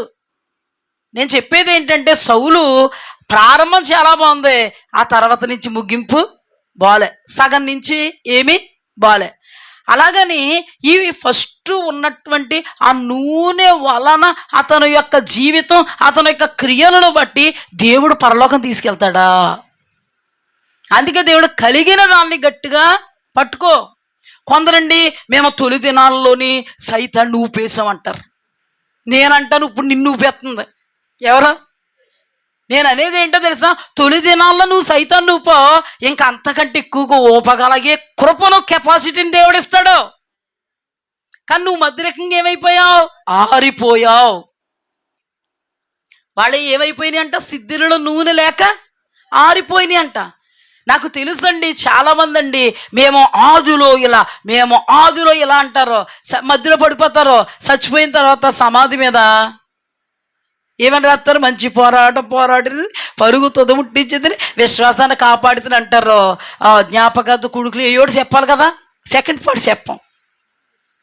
అంతా ఫస్ట్ పార్టే. ఏంటమ్మా ఫస్ట్ పార్ట్? దెయ్యాలని ఊపేసిందండి ఇవిడి. నేనంటాను సెకండ్ పార్ట్ నేను చూశాను, దెయ్యాలు ఆవిడని ఊపేసి. బాగా ప్రార్థనా పరుడు అండి ఆయన. ఫస్ట్ పార్ట్ నువ్వు చెప్తున్నావు, సెకండ్ పార్ట్ నా దగ్గర ఉంది. పడిపోయాడు. సౌలు పడిపోలే, బిలాం పడిపోలే. ఆదిని బట్టి పరలోకం ఇచ్చాడా సౌలుకి? ఆదిలో ఉన్నటువంటి మంటను బట్టి బిలామును జ్ఞాపకం చేసుకున్నాడా? గాఢాంధకారము భద్రము చేయబడి ఉంది బిలాముకి. అందుకే సిద్ధులలో నువ్వు కడవరకు ఉండాలి. నువ్వు చచ్చే వరకు ఈ వాక్యము నిన్ను వెలిగిస్తూనే ఉండాలి. దేవుడికి స్తుతి కలిగాక. వాళ్ళకంట వెలిగింపబడిన సిద్ధులలో నూనె ఉంది, వాళ్ళు వెలిగించేసుకున్నారు, వెళ్ళిపోయారు. వీళ్ళు అంటున్నారు ఇంతకు ముందు నూనె ఉంది కదా అని వచ్చాము, ఉండండి వెళ్తాము. ఎక్కడికి? కొనుక్కోవడానికి. కొనుక్కోవడానికి వెళ్తావా నువ్వు? అయ్యయ్యా, చాలా కష్టం అమ్మ. అలాగైతే ట్రైన్కి కుటుంబం అంతా వెళ్ళారు. 5గురు 4 టికెట్లు తీసుకున్నారు. ఈ 5గురు 4 టికెట్లు తీసుకునేటోడికి ట్రైన్ ఎక్కేశారు. ట్రైన్ వచ్చేసింది. టికెట్ కలెక్టర్ అన్నాడు, ఏది ఇంకో టికెట్ ఏదన్నా? అయ్య బాబోయ్, వెళ్ళి తెచ్చుకుంటానండి అయ్యా. నీకోసం ట్రైన్ ఆపుతాం, బుద్ధి లేదు, దిగుబా. అయ్య బాబు, మా పిల్లలు మా ఆవిడ వెళ్ళలేదండి, మీరు పండు అయితే. దేవుడు ఏమన్నాడో తెలుసా? అక్రమము చేయవారడారా, మీరెవరో నాకు తెలియదు. కడ వరకు వాక్యముతో వెలుగు, పరిశుద్ధతను కాపాడుకో, నీతి కొరకు బ్రతుకు, యథార్థతతో జీవించు, నమ్మకత్వాన్ని కోల్పోకో. హల్లెలూయా. దేవుని కొరకు రోషంగా బ్రతుకు, అనేకులను బ్రతికించు, ఫలం దక్కుద్ది పరలోకంలో. అందుకేనండి కడ వరకు నమ్మకస్తులుగా ఉండాలి. హల్లెలూయా. కలిగిన దాన్ని గట్టిగా పట్టుకోవాలి. హల్లెలూయా. అంతము వరకు ఆరిపోకుండా వెలుగుతూ ఉండాలి. అంటే ఇప్పుడు ఎరగనన్నట్టుగా ఉండడం అంటే ఏంటి? వాక్యమును గైకొనకపోయినా ఎరగనన్నట్టు ఉండడమే. హాఫ్ పార్ట్ వాక్యమును గైకొన్న, సెకండ్ పార్ట్ వాక్యమును గైకొనకపోయినా ఫస్ట్ పార్ట్ని బట్టి తీసిపోడు, సెకండ్ పార్ట్ని బట్టి నిత్య నరకాగ్నిపాలు చేస్తాడు. అందుకే దేవుడు అన్నాడు, మనుష్యులకు భయపడొద్దు, వాళ్ళ మీ ఆత్మను చంపలేరు, ఆత్మనే దేహాన్ని నరకాగ్నిపాలు చేసే నాకు భయపడండి. ఎవరికి భయపడాలండి ఇప్పుడు? హల్లెలూయా, దేవునికి మహిమ కలుగునుగా. ఇప్పుడు చెప్పండి, వీళ్ళందరూ కూడా నోటి మాటతో నోటి మాటతో మేము ఎరుగుదుమని అంటున్నారు. క్రియలతో ఏం చేశారు? మేము ఎరగము. అర్థమవుతుందా మీకు వాక్యం? నోటి మాటతో మాత్రం మేము ఎరుగుదామంటున్నారు, క్రియలతో మాత్రం మేము ఎరగమంటున్నారు. ఆదిలో నోటి మాటతోనే మన పేతురయ్య గారు ఎరగనన్నాడు, నోటి మాటతోని ఎరగనన్నాడు, క్రియలతోని ఎరగనన్నాడు, శపించుకొని ఎరగనన్నాడు, ఒట్టు పెట్టుకుని ఎరగనన్నాడు. ఇక్కడ ప్రభువా ప్రభువా ప్రభువా అంటే నాయనా నిన్ను ఎరుగుదు, క్రియలు మాత్రం ఎరగమన్నట్టుంటే అక్రమం చేయవారలారా మీతో నాకు ఎడిపోండి అన్నాడా లేదా? ఇంకా బాగా అర్థం అవడానికి ఒక మాట చెప్తాను, జాగ్రత్తగా వినండి. హొఫ్నీ ఫినోహోసులు, అక్కడ స్పష్టంగా రాయబడి ఉంది, హొఫ్నీ ఫినోహోసులు దేవుని ఎరగని వారై మిక్కిలి దుర్మార్గులు. ఏమండి ఎరగరండి అంటే పాస్టర్ గారండి అని పిల్లలేదండి ఎవరని? చెప్పండి అమ్మా, అర్థమవుతుంది. పాస్టర్ గారండి అంటే అయ్యో పాస్టర్ గారని పిలుస్తున్నారేంటి, నేను కాదు కదా అన్నాడా? యాజకత్వం చేయడం మానేసాడా? అందరిలోనూ పాస్టర్ గారు కాదు ఆయన. హొఫ్నీ ఫినోహోసులు ఎరగలేదా? దేవుడు అంటే ఎరగని వారే బలులు అర్పించేస్తున్నారా? బలు ఎలాగ అర్పించాలో తెలియకుండా అర్పించేస్తున్నారా? కానీ వాళ్ళు పాస్టర్సే, అందరి దృష్టిలో కూడా వాళ్ళు యాజకులు, అందరి దృష్టిలో వాళ్ళు వస్తున్నటువంటి ఇశ్రాయేలు పక్షంగా యాజకత్వాన్ని జరిగిస్తున్న వాళ్ళు, దేవునికి బలు అర్పిస్తున్న వాళ్ళు. అయితే వాళ్ళ క్రియలు ఎలా ఉన్నాయి?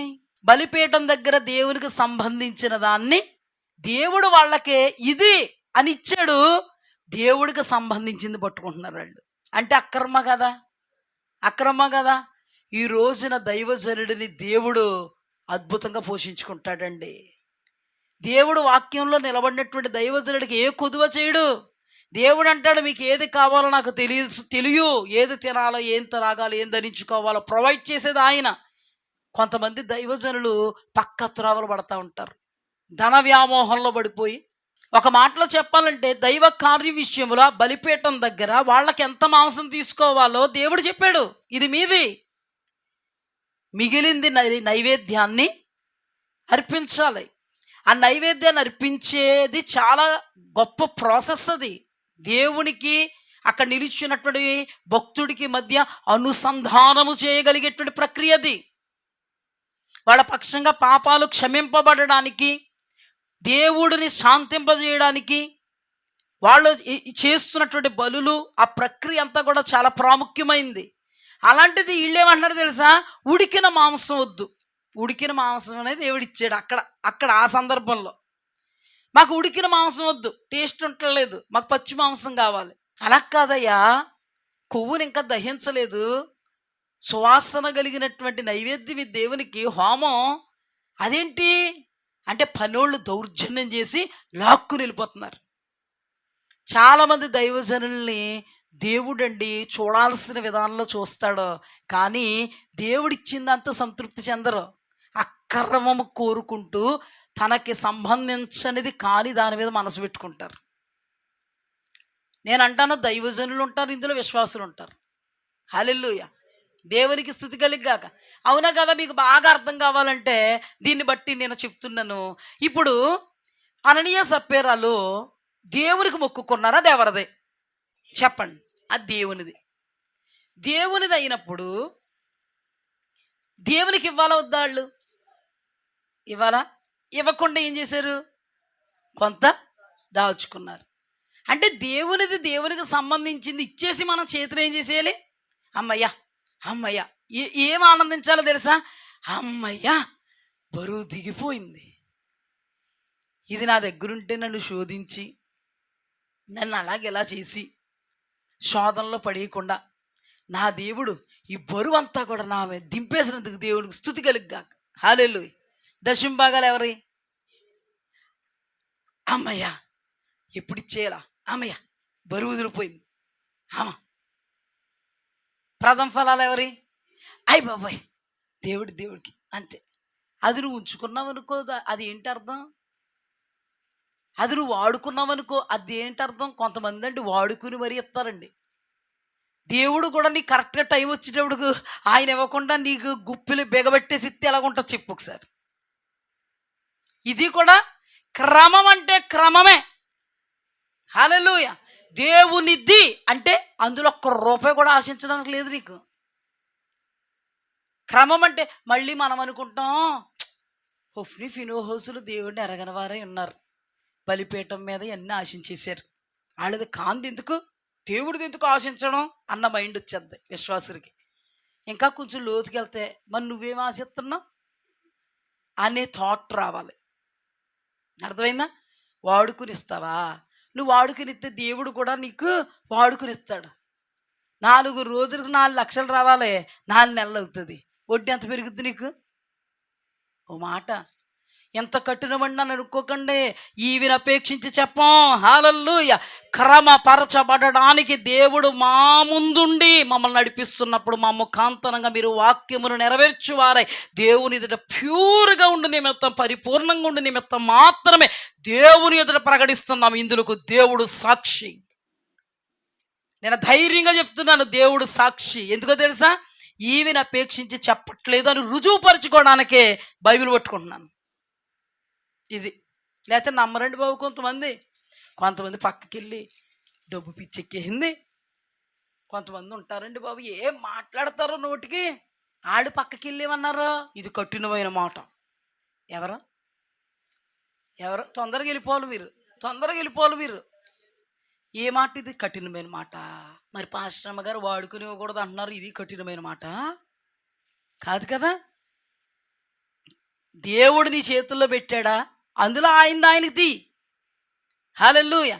నీ చేతుల్లో దేవుడు పెట్టినప్పుడు ఆయనది ఎందుకు నీకు? అబ్బే, వాడుకునండి, మా అవసరతలు తీర్చుకునండి, ఆ తర్వాత అడ్జస్ట్మెంట్లు చేసుకునండి. ఇదేనా? ఇది దేవునిది, నువ్వు అడ్జస్ట్మెంట్ చేసుకోవడం ఏంటి? దేవుడిది నువ్వు అడ్జస్ట్మెంట్ చేసుకోవడం ఏంటి? ఆఖరికి నీ పక్కింటోడిదే నువ్వు అడ్జస్ట్మెంట్ చేసుకోవడానికి ఉండదు. అలాంటిది చూస్తున్నటువంటి దేవుడిది నువ్వు అడ్జస్ట్మెంట్ చేసుకోవడం ఏంటి? దేవుడు ఆ కృప చూపించంటే దేవుడు అద్భుతం చేస్తాడు. అడ్జస్ట్మెంట్లు చేయమంటాడా దేవుడు? ఇదేనా అతుకులు బతుక? అందుకేనండి వాక్యమును నెరవేర్చకపోతే దేవుడిని ఎరగనట్టున్నట్టే. వాక్యమును నెరవేర్చకపోయినా ఎరగమన్నట్టుగా ఉన్నట్టే. ఆజ్ఞలు గైకొనకపోయినా ఎరగము అన్నట్టున్నట్టే. ఇప్పుడు వాళ్ళది కానిది వాళ్ళు ఏం చేశారు? ఆశించారు. వాళ్ళది కానిది వారు ఏం చేశారు? ఎవరు దాశించారంటే దేవుడు దాశించారు. ఆ బలిపీఠం దగ్గర నైవేద్యం ఎవరికి అర్పిస్తారంటే అది ఎవరిదండి? దేవుడిదే కదా. వీళ్ళు ఏం చేశారు? వీళ్ళకి ఇచ్చాడు దేవుడు. అంటే దాని అర్థం ఏంటి? మీరు కష్టపడిందని మీకు ఇస్తున్నాడు దేవుడు. అందులో దేవుడిది ఏం చేస్తున్నారు మీరు? ఎంత ఉన్నానండి, మాకు అది లేకపోతే కష్టం అండి. 190 పళ్ళు ఉన్నాయండి, ఆ 91 పండే కావాలండి. మాకు దేవుడు చాలా ఇచ్చాడండి, ఆ దేవుడిదే ఉండాలండి కోతంతా. ఈ కోతంతా నాశనం చేయడానికి ఉంటుంది నీకు. ఈ కోతంతే నీ కలిమిని చెడగొట్టడానికి ఉంటుంది, నీ సమృద్ధిని చెడగొట్టడానికి ఉంటుంది. ఈ అక్రమమే దేవుని యొద్ద నుండి నీకు రావలసిన ఆశీర్వాదాన్ని, దీవెనను మూసేద్ది. అర్థమవుతుందా? ఎవరైతే పర్ఫెక్ట్గా ఉంటారో వాళ్ళ దేవుని దీవెనను ఉంటారు అని చెప్పడానికి సంకేతం మేమే.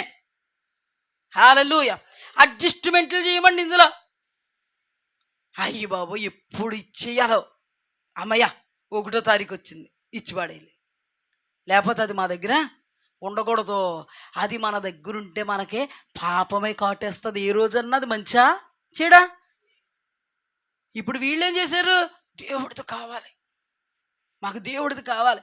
ఒరే బాబు, మీకు దేవుడు ఇస్తున్నాడు కదా, రుచి బాగాలేదు, మాకు ఇది కలిస్తేనే రుచి బాగుంటుంది అన్నారా లేదా? దేవుడికి వచ్చిందా లేదా కోపం? మన జీవితంలో అక్రమము నశించునుగాక. హల్లెలూయా. మనము ప్యూర్గా దేవుని నిమిత్తము 100% పర్ఫెక్ట్గా దేవుని వాక్యాన్ని నెరవేర్చుదుముగాక. అప్పుడు మాత్రమే మనము దేవుడు దీవెనను, దేవుడు ఆశీర్వాదాన్ని చూడగలము. ఏలియా మాట కష్టమైనా అప్పమునిచ్చినప్పుడే తన అద్భుతాన్ని చూసింది. దేవుని వాక్యము నెరవేర్చకుండా దానికి సంబంధించిన అద్భుతాన్ని చూడలేము, చూడజాలము. ఇది ఇక్కడ కాపుదాం. ఆ తర్వాత ఏం చేశారండి వీళ్ళు? పైకి మాత్రం అందరి దృష్టికి పాస్టర్సే, కొందరేమో వెంబడిస్తున్నారు, కొందరేమో చీపు అని దేవుని కూడా వదిలేశారు, కొందరేమో బలులు అర్పించడం మానేశారు. అంటే ఏంటి? దేవుడిని ఏం చేశారు? ఈ రోజుల్లో కూడా చాలామంది దైవజనులను బట్టి, చాలామంది విశ్వాసులను బట్టి ఏమంటున్నారు లోకం? ఆ దేవుణ్ణి తిడుతున్నారు. ఈ దేవుని బిడ్డలందరూ ఇంతే అంటున్నారు. ఆ దేవుణ్ణి చులకన చేస్తున్నారు. ఒక్క అడుగు ముందుకేసి కొడుతున్నారు కూడా.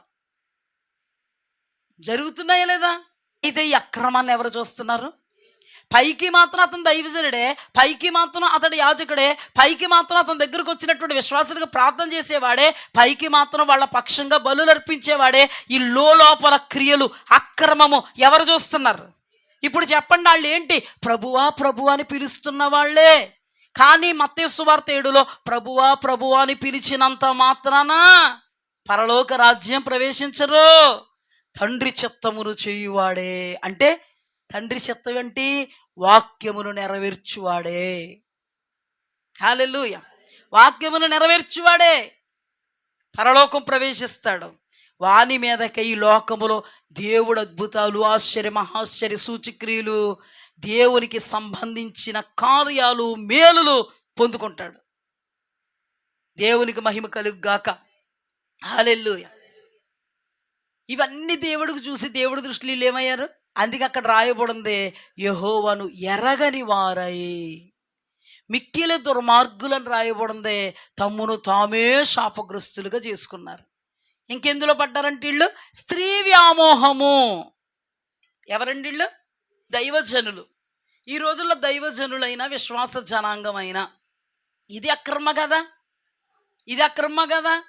స్త్రీ వ్యామోహములో పడిపోవడము అక్రమమే, పురుష వ్యామోహంలో పడిపోవడము అక్రమమే, డబ్బు వ్యామోహంలో పడిపోవడము అక్రమమే, ఘనత మెప్పు వ్యామోహంలో పడిపోవడము అక్రమమే.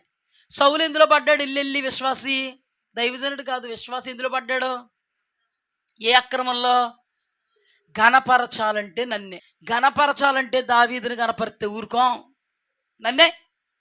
అంటే నువ్వు 6 మూరల జానడు ఎత్తగలిగినోడిని చూసి వెనక్కి వెళ్ళిపోయిన నిన్నే కనపరచాలా? అంతే.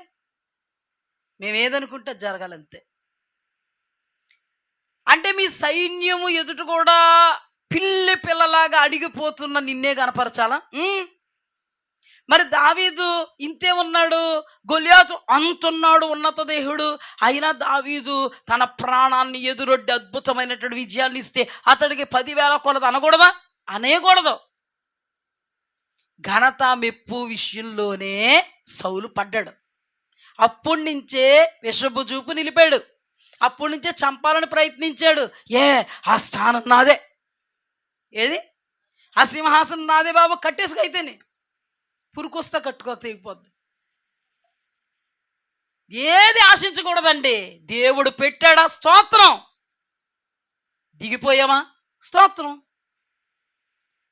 ఆశిస్తేనే అనర్థాలు జరుగుతాయి. ఆశించుట దేవుని బిడ్డకు తగదు. హల్లెలూయా. దేవుణ్ణి చూసుకొని బ్రతుకుటే దేవుని బిడ్డకు తగినటువంటి కార్యం. ఏమంటే దేవుడు సౌలుని కావాలనుకునే కదండి కోరుకున్నాడు. ఎప్పుడైనా సౌలు కోరుకున్నాడు సింహాసనాన్ని? తీరా సింహాసనం ఇచ్చాక దాని మీద మక్కువ ఎక్కువ అయిపోయి ఇంకా సింహాసనం అయితే నాకు, నేను సత్తే నా కొడుక్కి, అంతే. బయటోడికి ఉండకూడదు. అది ఉండకూడదండి. దేవుడిచ్చాడా? స్తోత్రం. నీకు ఆశ లేదు, స్తోత్రం. ఆ తర్వాత కూడా ఆశ పెట్టుకోక దాని మీద.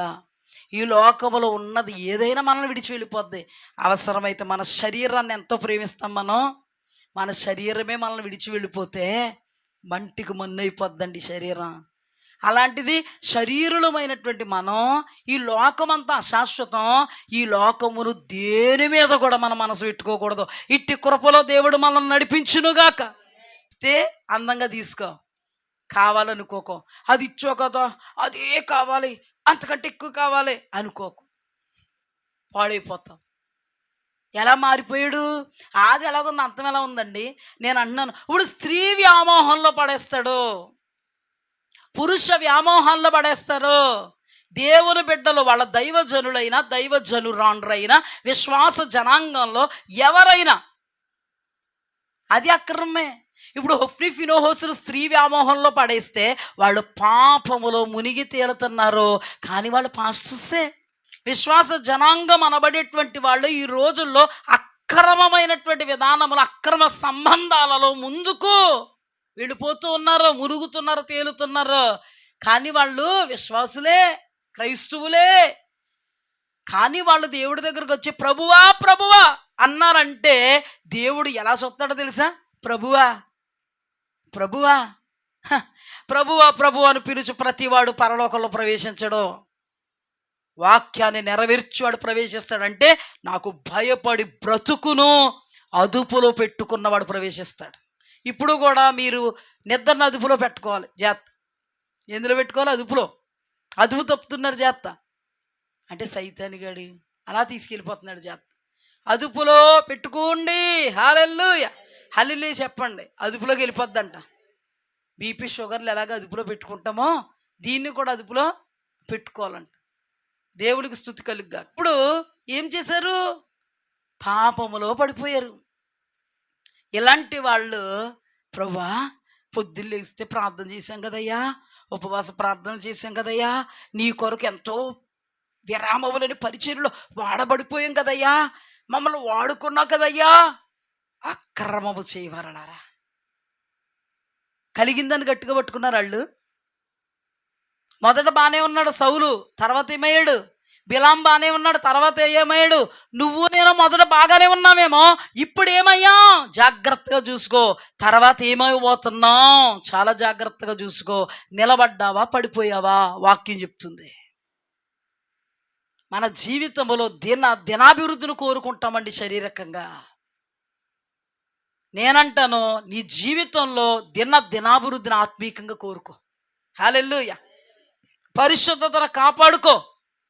పవిత్రత కొరకు ప్రాకులాడు. యథార్థత, నమ్మకత్వం, పరిశుద్ధత కొరకు బ్రతుకు దైవ భయంతో. హల్లెలూయా. అదే నీకు రక్ష అవుద్ది. అదే నీ జీవిత గమనాగమనం అవుద్ది. అది నీ జీవితంలో గమ్యమనబడి నిత్య రాజ్య వారసత్వానికి ఇస్తుంది. స్తుతి కలుగ్గాక. అందుకే ఇప్పుడు ఏం నేర్చుకున్నాం మనం? ఇది కూడా దేవుని ఎరగనట్టే. అంటే బ్రతకాల్సినటువంటి బ్రతుకు దేవుడు మన ముందు పెట్టినప్పుడు, జీవించాల్సినటువంటి జీవితాన్ని దేవుడు మనకు ప్రబోధిస్తూ ఉన్నప్పుడు ఎలా బ్రతకాలి, ఎలా బ్రతకూడదు, ఎలా మాట్లాడాలి, ఎలా మాట్లాడకూడదు, ఎలా ప్రవర్తించాలి, ఎలా ప్రవర్తించకూడదు, ఎలా అదుపులో ఉండాలి అని దేవుడు చెప్తున్నప్పుడు వాటిలోనే, ఆ పరిధిలోనే ఉండడానికి జాగ్రత్తగా ప్రయత్నించాలి. హల్లెలూయా. కామెర్లు వచ్చేవాళ్ళకి పచ్చిని చాలా జాగ్రత్తగా చెయ్యాలి. అవునా కాదని నేను చెప్పింది కరెక్ట్ తప్ప?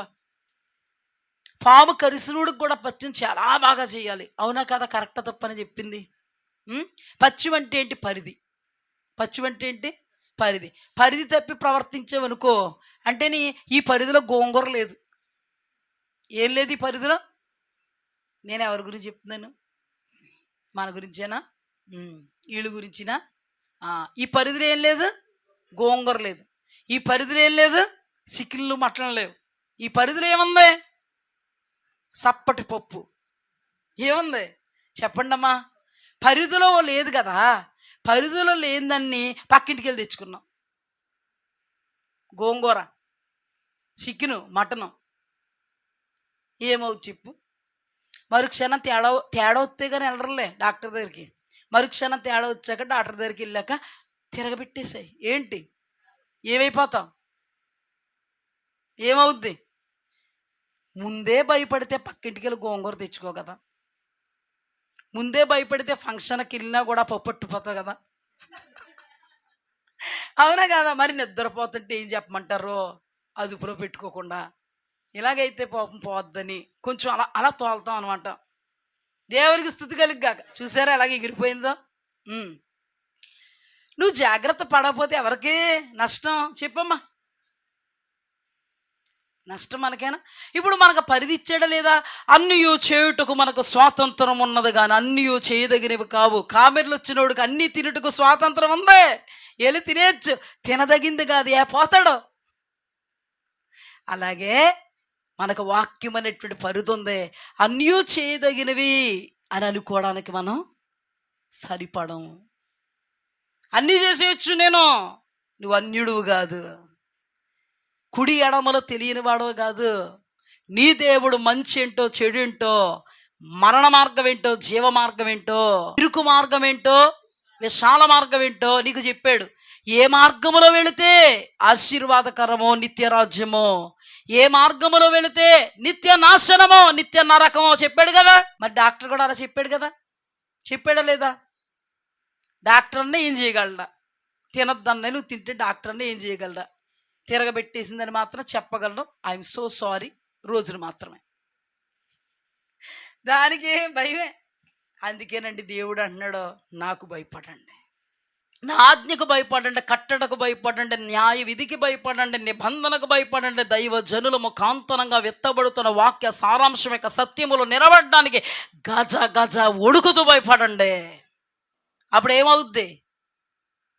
మరణ మార్గము కనబడదు మీకు, జీవ మార్గమే కనబడద్ది. హల్లెలూయా. ఇరుకు మార్గమే కనబడద్దు మీకు, విశాల మార్గం కనబడదు. హల్లెలూయా. నిత్య రాజ్య వారసత్వమే నిన్ను వరిస్తుంది. అక్రమము చేయు దానవు కాదు, అక్రమము చేయువాడవు కాదు, అక్రమము చేయువారు కాదు మీరు. నాకు భయపడితే క్రమమైనటువంటి మార్గములో ఉన్నవారు నేను ప్రొవైడ్ చేసినవన్నీ మీరు అనుభవిస్తారు ఈ లోకంలో. దేవునికి స్తుతి కలుగుగాక. ఇప్పుడు నేను అనేది ఏంటంటే, పేతురు గారు నేను ఎరగను అని నోటు మాడుతున్నాడు, క్రియలు కూడా అలాగే ఉన్నాయి. వీళ్ళంటే ప్రభువా ప్రభువా మిమ్మల్ని మేము ఎరుగుదాం అన్నారు, క్రియలు ఎరగమన్నట్టు ఉన్నాయి. అప్పుడు దేవుడు ఏమన్నాడు? అక్రమము చేయవారారా మీరెవరో మాకు పొండే తెలీదు. ఎక్కడ పోవాలి ప్రభువా? నా మార్గం పరలోకం, నువ్వు ఎక్కడికి పోవాలి నీకు తెలదా? చెప్పు. ఇక్కడ కూడా తలుపుది, అయ్యి బాబాయ్ తలుపేసావా, తలుపుది. మా తలుపు లాంటిది ఏంటి? అందరు కలిపి ఊకుముడుగా కూడేస్తే బద్దలైపోయి లోపలికి వచ్చేయడానికి. ఆయన మూస్తే ఎవడు తెరవలేడు. హల్లెలూయా. ఆయన మూస్తే ఎవడు తెరవలేడు. దేవుడు నీ కొరకు ఉద్దేశించిన జీవ మార్గమును మూయాలన్నా తెరవాలన్న నీ చేతుల్లో ఉంది. జాగ్రత్త, మూసుకోకో, తెరుచుకో. దేవునికి మహిమ కలుగుగాక. అయ్యా తలుపుతి, తలుపుతి అయ్యా తలుపుతి. మీరెవరో నేను ఎరగను, మీరెవరో నాకు. అందుకే దేవుడు అంటున్నాడు, నేను ఎవరో ఎరగను అన్నట్టుగా ఉన్నవారలారా మీరు కూడా, మిమ్మల్ని కూడా నేను ఎరగనంటాను. ఇప్పుడు చెప్పండి, అక్రమము చేయువారలారా మీరెవరో నాకు తెలియదు పొండే, ఎరగనన్నాడా లేదా? ఇక్కడ మీరెవరో నాకు తెలియదు పొండే, మిమ్మల్ని నేను ఎన్నడూ ఎరగను. హల్లెలూయా. ఎన్నడూ ఎరగను. అర్థమైందా? అంటే మీ క్రియలు ఎలా ఉన్నాయి? నాకు విరోధంగా ఉన్నాయి. ఇప్పుడు చెప్పండి, నోటి మాటతో పేతుల్లాగా ఎరగమంటేనే ఎరగనన్నట్ట, మన క్రియలతో ఎరగమన్నట్టుగా ఉంటున్నామేమో. జాగ్రత్త. దేవుడా నీకు భయపడతలేదు, మేము మనుషులకే భయపడుతున్నాము అనే క్రియలు ఆయనకి సంకేతాన్ని అందిస్తున్నాయేమో. జాగ్రత్త, జాగ్రత్త. మార్పు చెందు, మారు మనస్సుకు తగిన ఫలాలు ఫలిస్తావు. హల్లెలూయా. మారు మనస్సుకు తగిన ఫలాలు ఫలించని ప్రతి చెట్టు నరికి వేయబడి అగ్నిలో పారవేయబడిన అక్కడ ఏడ్పును పండ్లు కొరుకుటియుండును. మేము ప్రకటిస్తున్నటువంటి ఈ వాక్య సారాంశం యొక్క సత్యమే, ఆ సత్యమే మిమ్మల్ని సర్వసత్యంలోకి నడిపించబోతుంది మీరు అవకాశం ఇస్తే. ఇదే మిమ్మల్ని నిత్య రాజ్య మహిమలు నిలబెట్టబోతుంది మీరు అవకాశం ఇస్తే. కఠినపరుచుకుంటే కాదు. దేవునికి మహిమ కలుగుగాక. వీళ్ళందరూ నేను చూపించిన వీళ్ళందరూ ఎలా ఉన్నారండి? దేవుడు అంటే ఎరగం, మేము ఎరగం. పైకి మాత్రం ఎలాగా ఇరుగుదాం, లోపల మాత్రం ఎలాగా? వీళ్ళంటే పైకి తినండి అంటారు, లోపల తినండి, వద్దు బాబా తినేస్తారేమో అనుకుంటారంట. ఆ బాబదంటే వీళ్ళు పైకి మాత్రం ఎడతామంటారు, లోపల అయ్యి బాబు తినేస్తున్నాడా అంటారంట వీళ్ళు. అలాగుంది ఇది. అలాగే కదా ఉంది. ప్రభువా ప్రభువా ప్రభువా ప్రభువా, ఆజ్ఞలు గైకున్నావా? గైకోనం ప్రభు అంటాం. కట్టడలు విధులు ధర్మం గైకొనము ప్రభు అంటాం. దేవుడి చిత్తం ఏంటో తెలుసుకోము ప్రభు అంటాం. విశాల మార్గంలో ప్రయాణిస్తున్నా, విరక మార్గంలో ప్రయాణించగా అవును విశాల మార్గం బాగుంది ప్రభు అంటాం. అందుకేనండి క్రైస్తవులు విశాల మార్గంలో ప్రయాణిస్తున్న వాళ్ళు చాలామంది ఉన్నారు. బుద్ధి లేని కన్యకలందరూ ఏ మార్గంలో ప్రయాణిస్తున్న వాళ్ళండి? అక్రమము చేయువారలారా మీరెవరో నాకు తెలియదని సంబోధించినటువంటి సంబోధింపబడిన వాళ్ళందరూ ఏ మార్గంలో ఉన్నారండి? ఇల్లు ఎప్పుడు కూడా పునాది తీసి బండ మీద కట్టాలండి, ఇసుక మీద కట్టాలండి? బండ అంటే ఎవరండి? క్రీస్తు అండి. క్రీస్తు అంటే ఏంటండి? మేము మీకు ప్రకటిస్తున్న వాక్యం. ఎంతవరకు ఎరగమన్నట్టుగా ఉన్న వాళ్ళని మనం చూసాం. ఇప్పుడు మనకి ఏంటి సంకేతం? మన బ్రతుకులో ఎరగమన్నట్టుగా మనం ఇప్పుడు ఉండుటకు వీలు లేదు. నోటి మాటే కాదండి, అజ్ఞానంగా ఉండొద్దు. మన క్రియలు దేవుని ఎరుగుదుము అన్నట్టుగా మాత్రమే ఉండగలగాలి. హల్లెలూయా. ఎంత ఆత్మీయుడైనటువంటి పేతురును దేవుడు మన ముందు పెట్టాడు. అప్పటికప్పుడే బలవంతుడు, అప్పటికప్పుడే బలహీనుడు. అభిషక్తులైన అప్పటికప్పుడే బలవంతులు, అప్పటికప్పుడే బలహీనులు. అందుకే పూర్ణతను సాధించడానికే దేవుడు వాక్యాన్ని ఇస్తున్నాడు. ఏమంటే దావీదు గారు అభిషక్తుల కాదా, బలవంతుల కాదా? ఆయనకి దేవుడు అంటే ఎంత ఇష్టమండి. ఇప్పుడు ప్రభువా ప్రభువా ప్రభువా ప్రభువా. ఒక సమయంలో స్త్రీ వ్యామోహంలో పడిపోయాడా లేదా? ఆయన అభిషక్తుల కాదా? అపశృద్ధి దొల్లిందా లేదా? దేవుడు కొట్టాడా లేదా? శతగొట్టాడు. అంటే నేను అనేది ఏంటంటే, దేవుడు ప్రకటిస్తున్నటువంటి వాక్యాన్ని ఆధారం చేసుకొని బ్రతికితే మేలు చేయడానికి దేవుడు మన ముందుంటాడు. హల్లెలూయా. ఎంత దేవుని వాక్యమునకు అనుకూలంగా ఉన్న ఏ ఒక్క క్షణములో పడిపోవలసినటువంటి పరిస్థితి వచ్చిందా, దేవుడు విరోధి అయి కొట్టడానికి నిలబడతాడు. దేవుడు విరోధి అయి కొట్టడానికి నిలబడతాడు. ఇప్పుడు ఆయన జయించాడా శోధన? అభిషక్తుడు శోధనలోకి ఎల్లెల్లెల్లెల్లి పడ్డా అంటే అభిషక్తులు శోధనలో పడతారా? పడతారు. ఆత్మీయులు శోధనలో పడతారా? పడతారు. మరి మనం అభిషక్తులమో ఆత్మీయులమో, మనం రెండునో. ఈ లెక్కల్లో మనం పడతామా? ఎంత ఈజీగా పడతామో తెలుసా? పగలు నిద్రలో పడడం ఎంత ఈజీయో, దేవుని బిడ్డలు శోధనలో పడడం అంత ఈజీ. దేవుని బిడ్డలు శోధనలు అంత ఈజీగా పడిపోతారు. నేను ఎవరో నిద్రపోతున్నారని చెప్పలేదు, ఈ మాట ఎవరు నిద్రపోతలేదు కూడా. దేవునికి స్తోత్రం. పగలండి, ఇప్పుడు రాత్రులు నిద్ర వచ్చిందంటే వేరే విషయం, ఎవరేమనరు. పగలగా నిద్ర వచ్చిందనుకోండి, అది కూడా పని చేస్తున్నప్పుడు రాదు. ఇలాగ వాక్యం వింటున్నప్పుడు వచ్చిందనుకోండి, నేనే ఉన్నానా? మీరు నా ముఖంలో ముఖం పెట్టి చూస్తే చాలా అందంగా కనపడతారు. నాకు ఇలా నిద్రొత్తేని ఎటకారంగా కనపడతారు. చిల్లర కొంచెం చీప్గా చూడడానికి, గత్తరగా, మనం అచ్చతెల్లిలో చెప్పుకోవాలంటే ఇది ఎటురా బాబు అన్నట్టుగా కనబడతారు. నాకు అలా కనబడాలనుకుంటారా? అందంగా కనబడకపోయినా పర్లేదండి, అసహ్యంగా కనబడకూడదు. అర్థమైందా? మరి నిద్రపోతున్నారా? నిద్రట్లేదు, చెప్పాను కదా ఇందాకే, లేదు నిద్ర. నేను అనేది ఏంటంటే, అంత ఈజీగా పడిపోతారో దేనిలో? మరలా మీకు అర్థం కావడం కోసం చెప్తున్నాను. నీవు సజీవుడు అయిన దేవుని కుమారుడు అన్న అతనే అంత ఈజీగా పడ్డాడు.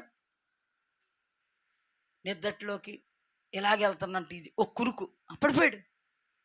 అర్థమైందా? యాక్సిడెంట్ కనురెప్ప పాటులో జరుగుద్ది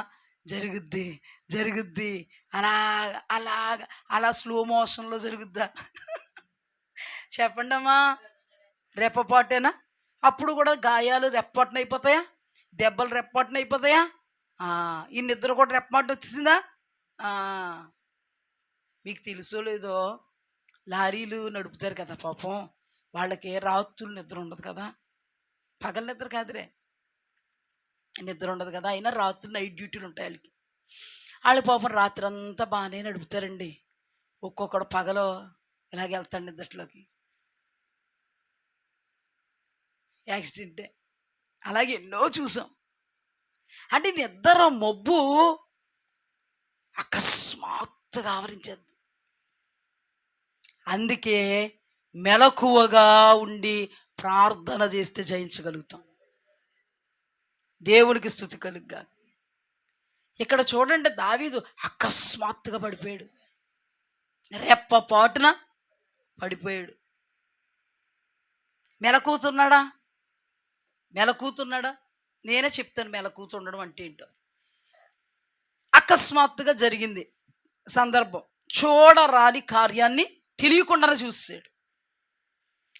కళ్ళు తిప్పుకోవచ్చా, తిప్పుకోకూడదా? కళ్ళు తిప్పుకొని ఏమని అర్థం చేసుకోవచ్చు ఆయన అంటే పరాయి స్త్రీ. వెంటనే దేవుని వాక్యం జ్ఞాపకం వచ్చేయాలి. మనకి ఏ వాక్యం జ్ఞాపకం వచ్చేయాలంటే, దేవాది దేవుడు ఆజ్ఞల్లో ఇచ్చినటువంటి ఆజ్ఞ, నీ పొరుగువాని భార్యను ఆశించకూడదు. పోన్లే, అప్పుడు ఆవిడని చూడగానే పొరుగువాని భార్య అనుకోలేదు అనుకోండి, మీరు ఎవరు వస్తున్నాలే అని అనుకున్నాడు అనుకోండి, సపోజ్ మీరు.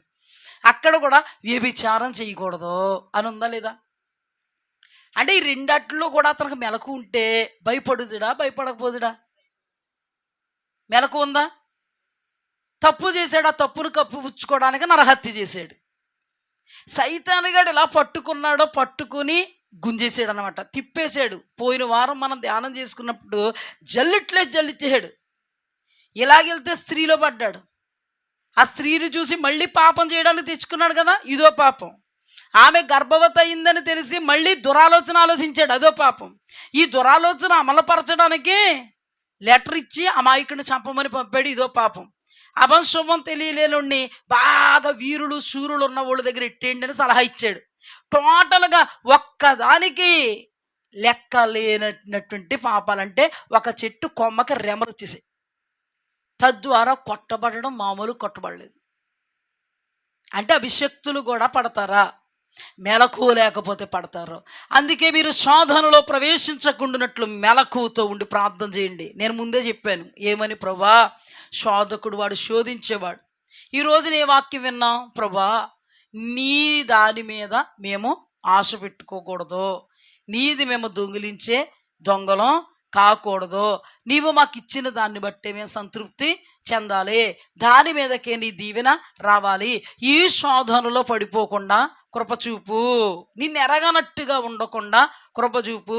ఇంకా మీరు మాతో మాట్లాడారు, పలానా వ్యామోహాల్లో పడతామంట, ఇది కూడా శోధన అంటయ్యా, చచ్చే వరకు పడకూడదు. సౌలు ఆత్మీయత మొదట బాగుంది, తర్వాత పడిపోయాడయ్యా, బిలాం పడిపోయాడయ్యా, వాళ్ళు నిత్య నరకాగ్ని పాలైపోయారు. ఈ శోధనల్లో నేను పడకూడదయ్యా, నిన్ను విడిచి వెళ్ళిపోయినట్టుగా నేను వెళ్ళిపోయి నిన్ను ఎరగనట్టుగా ఉండకూడదయ్యా, ఇది కఠినమైన మాట అని హృదయంలో కూడా అనుకోకూడదయ్యా. నీ వాక్యం చెప్తుంది సర్వసత్యుల్లోకి నడిపించేది నీ మాట, ఆ నిత్య రాజ్యంలో నిలబెట్టేది నీ మాట. శిరము వంచి శిరస్స వహించి మెలకువగలిగి శోధనను జయించే కృపద ఇచ్చేయి. సైతాన్ని నేను జయించాలి నాయనా. ఎంత ప్రార్థన చేసుకుంటే ప్రార్థన రాలేని వాళ్ళకి కూడా గంటలు పట్టద్దు. కొంతమంది అంటారు మాకు ప్రార్థన రాదని అంటారు, నేనంటాను ఇలా చేయరు, అందుకే రాదంటారు. వాక్యాన్ని బట్టి మనం ఏం చేయాలి? ప్రార్థన చేయాలి. మెలకు ఉందా దావీదుకి? వాక్య గ్రహింపు ఉందమ్మా? లేదు. తెలియదు ఆయనకి వాక్యం. తెలిసినప్పుడు మనకి ఏం రావాలి? భయం రావాలి. భయం ఏంటి? అమ్మ బాబోయ్ దేవుని వాక్యం ఒప్పుకోవట్లేదు. అననీయ సప్యరాలకు భయం రావాలి, దాచుకున్నాడు. అమ్మ బాబోయ్ దేవుని వాక్యం ఒప్పుకోవట్లేదు.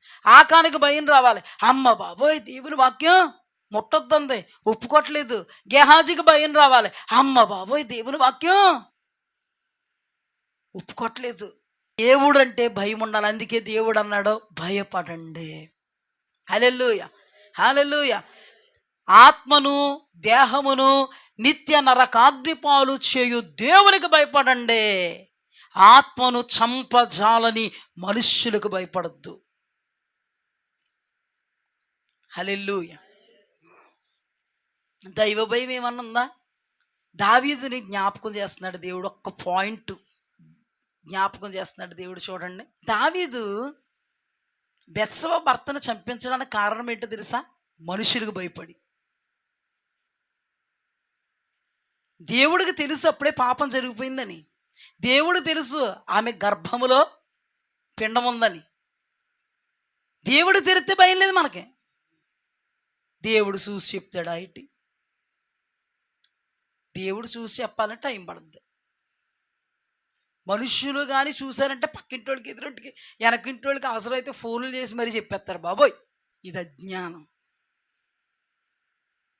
దేవుడు చూశాడండి. దానికి ఎటువంటి ఫలం ఇవ్వాలో ఆయనకు తెలుసు. నువ్వు మంచి చేస్తే మంచి ఫలం ఇస్తాడు, చెడు చేస్తే దుష్ఫలితాన్ని ఇస్తాడు నీకు. ఆ భయం ఉండాలి. మనుషులు వచ్చి కొడతాడండి, నిన్న కాలు చేయి తీసేస్తాడు మనిషి, కానీ మనిషి భయపడిపోతాం. కానీ దేవుడు కొడతాడు, చితక్ కొడతాడు. బాబోయ్, ఏమో ఏం జరుగుద్దో, దేవా క్షమించినైనా, అనవసరంగా బుద్ధి గడ్డి తిని తప్పు చేస్తే నన్ను భయం ఉండదు. జనాలు చూసేస్తారు కాబట్టి ఈయన స్క్రిప్ట్ రెడీ చేసుకుంటున్నాడు. అవునా కాదా? నేను చెప్పేది సత్యమా? సత్యమా? మీ అందరికీ లీనమవుతున్నారు అంటే అర్థమవుతుంది. చాలామంది అండి దేవుడికి భయపడరు, మనుషులకు భయపడతారు. నేను అంటాను, దేవుడికి భయపడేటువంటి అనుభవం నీకు ఉంటే ఎవరికి భయపడక్కర్లేదు. నువ్వు నిర్భయంగా ఉండొచ్చు. అందుకే నీతిమంతుడు సింహం వలె ధైర్యంగా ఉంటాడు. నీతిమంతుడు అంటే ఏంటండి? నీతిని కొనసాగిస్తూ బ్రతుకుతున్నవాడు, వాక్యపు లోతుల్లో జీవిస్తున్నవాడు, వాక్యపు పరిధిలో ఒదిగిపోయినవాడు. దేవునికి స్తుతి కలుగుగాక. కానండి యోసేపును చూడండి.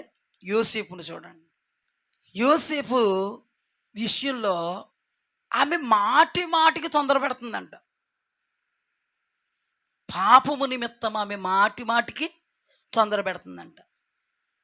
మనుష్యులు చూడలేదండి. ఆయన గోద్రేజ్ బీరువాల దగ్గరికి వెళ్ళిపోయి చక్క పెట్టేస్తాడు తెలుసా. ఆయన తప్పు చెయ్యాలంటే ఏ మనుష్యుడు చూడక్కర్లేదు, అందరి కళ్ళు కప్పగలడు. ఏ మనుష్యుడు చూడకుండా మేనేజ్ చేయగలడు. దేవుడి కళ్ళు కప్పలేడు. అసలు ఆలోచనే చి అనుకున్నాడు. తెలుసా మీకు? ఆవిడ చూస్తుంది కదా, బాగా చూస్తుంది, నేను చూద్దాం. చిచ్చి, ప్యూర్, పర్ఫెక్ట్. చాలామందికి ప్యూరిటీ ఉండదు. జాగ్రత్త సుమ, పడిపోకండి. అది ఏంటండి అమ్మగారు అలా మాట్లాడుతున్నారు? నో, దేవుడు ఊరికేది మాట్లాడ్డు, ఏది ఊరికే మాట్లాడ్డు. కొంతమంది ఎవరినో చూస్తారు, ఆ తలంపులతో వస్తారు ఇంటికి. అది ఇటు తప్పు, పాపం. ఆ తలంపు రావడమే పాపం, ఆ ఆలోచన రావడమే పాపం. ఆ సెల్ ఫోన్లో బూతు బొమ్మలు చూడడమే పాపం. సెల్ ఫోన్లో కొంతమంది బూతు బొమ్మలు చూడరు, కానీ వాళ్ళని వీళ్ళని చూసి ప్రేరేపింపబడతారు. మహాఘోర పాపం. మనుష్యులకు భయపడతాడు, దేవుడికి భయపడరు. కానీ ఇక్కడ దేవునికి మాత్రమే భయపడుతున్నాడు యోసేపు. హల్లెలూయా. కనిపెట్టుకుంటూ ఉంటుంది, మాట్లాడుతుంది, నలిగిపోతున్నాడండి. ఏం చేసి ఉంటాడు చెప్పండి? ప్రార్థన చేసి ఉంటాడు. ఈ రోజుల్లో ఏం చేసి ఉంటాడు? ప్రార్థన చేసి ఉంటాడు. అయ్యా, నేను తల్లిగా భావిస్తున్నాను. అయ్యా, నా యజమానుడు నమ్మి మొత్తం అంతా నా చేతుల్లో పెట్టాడయ్యా. ఈ తల్లి అజ్ఞానంతో మాట్లాడుతుంది. నాయన, నన్ను బలపరిచయ్యా. ఏ విషయంలో కూడా నీ వాక్యానికి విరోధం నేను అయిపోకూడదయ్యా. హల్లెలూయా. ఎంత యథార్థత, ఎంత నమ్మకత్వం, ఎంత పరిశుద్ధత, ఎంత నీతికి నిలబడ్డాడండి. తలంపు ద్వారా కూడా అవకాశం ఇవ్వలేదు. పాపము నుంచి దూరంగా ఎవరు చూస్తున్నారని పారిపోయావు యోసేపా? నా దేవుడు చూస్తున్నాడు. హల్లెలూయా. ఈ రోజున చాలా మందికి పరిశుద్ధత లోపిస్తుందండి. చాలా మందిని దేవుడు కృపతో, కనికరమతో అన్నీ ఇస్తున్నా, ఏదో కావాలని పరుగులెడుతున్నారు. చచ్చిపోయే వరకు ఇచ్చిన దానితో సంతృప్తి పొందాలి, అంతే. అది దేవుడు మనకు నేర్పుతున్నది. పాపం నుంచి దూరంగా పారిపోయాడు. ఏ మనుష్యుడికి భయపడలే, దేవునికి మాత్రమే భయపడ్డాడు. కానీ మనుష్యులు ముద్రించారు, వీడు మంచోడు కాదు, వీడు దుర్మార్గుడు, అన్నం పెట్టిన చేతిని నరికేసే మనస్తత్వం కలిగినాడు, తల్లి పాలు తాగి తల్లి రొమ్మును గుద్దెట్టు అనుభవం కలిగినాడు వీడు. పొతీఫర్ చేరదీస్తే పొతీఫర్ భార్య మీద కన్నేసాడు వీడు. ఎంత విరోధమైన మాటలు వచ్చినా, ఎంతమంది మనుష్యులు ఇష్టానుసారంగా మాటలు మాట్లాడుతున్నా, ఓ మాట చెప్పనా, నిజంగా యోసేపే కానీ ఆమెతో ఉండకూడని విధానములు ఉంటే ఒక్క మనుష్యుడు వేలెత్తి చూపకుండా మెయింటైన్ చేయగలరు వాళ్ళిద్దరు అని దేవుడు చూస్తున్నాడని భయముతో వెళ్ళిపోతే అతని క్యారెక్టర్ మీద బురద చల్లారండి. పరిశుద్ధుడు దేన్నైనా తట్టుకోగలడు, కానీ ఆ క్యారెక్టర్ మీద బురద జల్లితే ఇది తట్టుకోలేనటువంటి విషయం. అయినా కానీ ఎందుకు కుమిలిపోతున్నాడో తెలుసా? ప్రభా, నీవంటే నాకు భయం, నీవంటే నాకు భక్తి, నీకు విరోధంగా నేను పాపం చేయకూడదనే నాయన నేను ఎంత యథార్థంగా ఉన్నానో నీకే తెలుసు. ఎవరి నిమిత్తం యథార్థత? నీ నిమిత్తం. ఈ రోజున ప్రతి ఒక్కరు నన్ను అన్నవాళ్లే ప్రభువా, నా పరిశుద్ధమైన జీవితాన్ని కాపాడుకుంటూ వచ్చాను నీ ఎదుట. ఆ క్యారెక్టర్ లేనివాడిగా నన్ను మాట్లాడుకుంటున్నారు అయ్యా, ఖైదీలా చూస్తున్నారయ్యా, ఖైదీ వస్త్రాలు నా మీదకి వచ్చాయి, నేను తప్పు చేసి కాదయ్యా, నీకు భయపడినందుకు ఈ స్థితి వచ్చింది, అందుకే నేను ధైర్యంగా ఉన్నాను నిన్ను బట్టి. హల్లెలూయా. దేవుడు ఏం చేశాడు తెలుసా? అతని నిర్దోషత్వాన్ని మధ్యాహ్నపు వెలుగు గల దేవుడు ప్రకటించాడు. ఇదండి మన దేవుని గొప్పతనం. హల్లెలూయా. పొతీఫర్ భార్యకి తలదన్నగలిగేటువంటి స్థానములో, అదే ఐగుప్తు దేశంలో సింహాసనాసీనుడిగా నిలబెడితే సిగ్గుపడుతున్నారండి. ఎవరో? పొతీఫర్ భార్య. నీతిమంతుడు సింహం వలె ధైర్యంగా ఉంటాడు. ఎందుకో తెలుసా? తన దేవుణ్ణి బట్టి. ఎంతమంది ఎంత బురద జల్లినా నాయనా నీకు తెలుసు నా యథార్థత. ఆ సత్తా ఉండాలండి మనకి. హల్లెలూయా. దేవుడి దగ్గర నిలబడి నా యథార్థత నీకు తెలుసు, నా పరిశుద్ధత నీకు తెలుసు, నా నీతి నీకు తెలుసు చెప్పగలిగే కెపాసిటీ ఉండగలగాలి. ఇదండి అసలు సిసలైనటువంటి పరిశుద్ధత అంటే. దేవునికి స్తుతి కలుగుగాక. మనం పిలువబడిందే పరిశుద్ధులుగా, సంపూర్ణతను సాధించడానికి వాక్యం. దేవునికి స్తుతి కలుగుగాక. యోసేపు తన దేవుణ్ణి ఎరగనన్నట్టంలే ఉండలే. యోసేపు క్రియల ద్వారా తన దేవుణ్ణి నేను నా దేవుణ్ణి ఎరుగుదును, తన క్రియలు చెప్తున్నాయి నా దేవుణ్ణి ఎరగనన్నట్టుగా. నేను ఏమంటే నోటి మాటతో నేను నా దేవుణ్ణి ఎరుగుదునోయ్ అన్నవాడు కాదు, క్రియలతో చూపినవాడు. హల్లెలూయా. దేవుడికి నీ నోటి మాటలు అవసరం లేదు, నీ తీపి కబుర్లు అవసరం లేదు. నీ హృదయం నుండి వచ్చేటువంటి నీవు జరిగిస్తున్నటువంటి క్రియలు ఆయన చూస్తాడు. చాలామంది నోటు మాటలతోటే పబ్బం గడిపేస్తారు. చాలా పరిశుద్ధురాలండి, చాలా పరిశుద్ధి. ఇంకో విషయం చెప్పనా? ఇంకా ఒక 4 అల్లికలల్లి పరిశుద్ధతను కనుపరిచి అపవిత్రతను ఏం చేసుకుని కప్పుకుని నేనండి ఎలాంటి దాన్నో తెలుసండి, నేనండి ఎలాంటి వాడినో తెలుసండి. అమ్మ ఆయనకు తెలుసమ్మా, ఆయనకు తెలుసు. ప్రతిఫలం ఇచ్చేది పాస్టర్ అమ్మగారు కాదయ్యా, పాస్టర్ గారు కాదు, చూస్తున్న దేవుడు. ఒకటి చెప్పనా? నేను పరిశుద్ధుండండి, పరిశుద్ధురాలండి నువ్వు చెప్పవే, ఆ మాట కూడా నీవేం నేరరూపం చేస్తుంది. నువ్వు కప్పిపుచ్చుకున్నది కూడా అది అక్రమే, ఇంకో పాపం. తెలియకుండానే నేను పరిశుద్ధుని పరిశుద్ధురాలు నన్ను కరుపరుచుకుని ఇంకెన్ని పాపాలు చేస్తున్నావు. పరిశుద్ధురాల్ని అని చెప్పుకోవడంలో నీ సమయాన్ని వెచ్చించి అల్లికలు అల్లుతున్నావే. ఈ అల్లికలు కూడా లౌక్యంలో నుంచి వచ్చిన అల్లికలు. దీనికి కూడా దేవుడు మైనస్ చేశాడు. ఏమేశాడు? నీతిమంతుడు సింహం వలె ధైర్యంగా ఉంటాడు, నీతిని కొనసాగించేవాడు ధైర్యంగా ఉంటాడు. హల్లెలూయా. అక్కడ రాయబడి ఉంది, ఒక విచిత్రమైన మాట రాయించాడండి. నాకు భలే అనిపించింది ఆ మాట. దావీదండి బెత్షెబతో పాపం చేసినప్పుడు అక్కడ ఏమని రాయబడిందో తెలుసా? బెత్షెబ అంటే ఆ పాపాన్ని పోగొట్టుకుని వెళ్ళిపోయిందంట. అపవిత్రతను పోగొట్టుకుని పోయిందండి అపవిత్రత. మరి పోగొట్టుకుని పోతే మరి దేవుడు ఏం చేయకూడదు కదా? దావీదును కొట్టకూడదు కదా? అపవిత్రత పోగొట్టేసుకుంది కదా. ఇక్కడ రాయబడి ఉంటుంది, అపవిత్రతను పోగొట్టుకుని తన ఇంటికి వెళ్ళింది. కళ్ళు మూసుకోడండి. అంటే నేననేది ఏంటంటే, ఇంతవరకు చెప్పాను కదా, మేము పవిత్రులు పరిశుద్ధులు అన్నట్టుగా బిల్డప్ ఇవ్వడానికి ఏం చేస్తారు వీళ్ళు? మేము పరిశుద్ధులు పవిత్రులు అన్నట్టుగా ఇంకో 4 అల్లికలు అల్లి 4 చేటభారతాలు అల్లుకుని నేను అలాగ చూసారా అంటారు కదా వీళ్ళు. అంటే దాని అర్థం ఏంటి? పోయింది అలా అంటే ఇక్కడ వీడు అపవిత్రత పోగొట్టుకుని వెళ్ళిపోయిందంటే, ఇంటికి వెళ్ళిపోయిందంటే పోయిందా? అందుకే చచ్చాడా పుట్టినోడు? నువ్వు చెప్పుకున్నంత మాత్రాన పరిశుద్ధుడు అయిపోయావా? నీ తలంపులు ఎలా ఉన్నాయో జాగ్రత్త, ఊహలు ఎలా ఉన్నాయో జాగ్రత్త, ఉద్దేశాలు ఎలా ఉన్నాయో జాగ్రత్త, దేనిని బట్టి ప్రేరేపింపబడుతున్నావో జాగ్రత్త, దేనిని బట్టి వాక్యానికి విరోధంగా రేపబడుతున్నావో జాగ్రత్త సుమా. యోసేపు దేవుడంటే భయం కలిగి ఉన్నాడు, దావీదు దేవుడంటే నిర్భయుడైపోయాడు. యోసేపు దేవుని మాత్రమే భయపడ్డాడు, దావీదు మనుష్యులకు భయపడి ఇంకో పాపం చేయవలసి వచ్చింది.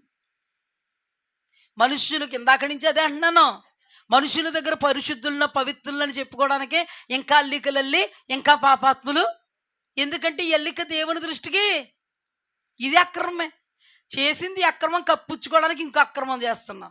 దావీదయ్య గారు చేసిన తప్పు కప్పిపుచ్చుకోవడానికి ఇంకొక అక్రమం చేశాడు. ఆ అక్రమం ఏంటంటే భర్తను చంపించాడు. ఎందుకయ్యా? మనుషులందరికీ తెలిసిపోద్ది. ఇప్పుడు ఎవరికి భయపడ్డావు? మనుష్యులకి. యోసేపు దేవునికి భయపడితే మనుష్యులకు భయపడనక్కర్లేదు.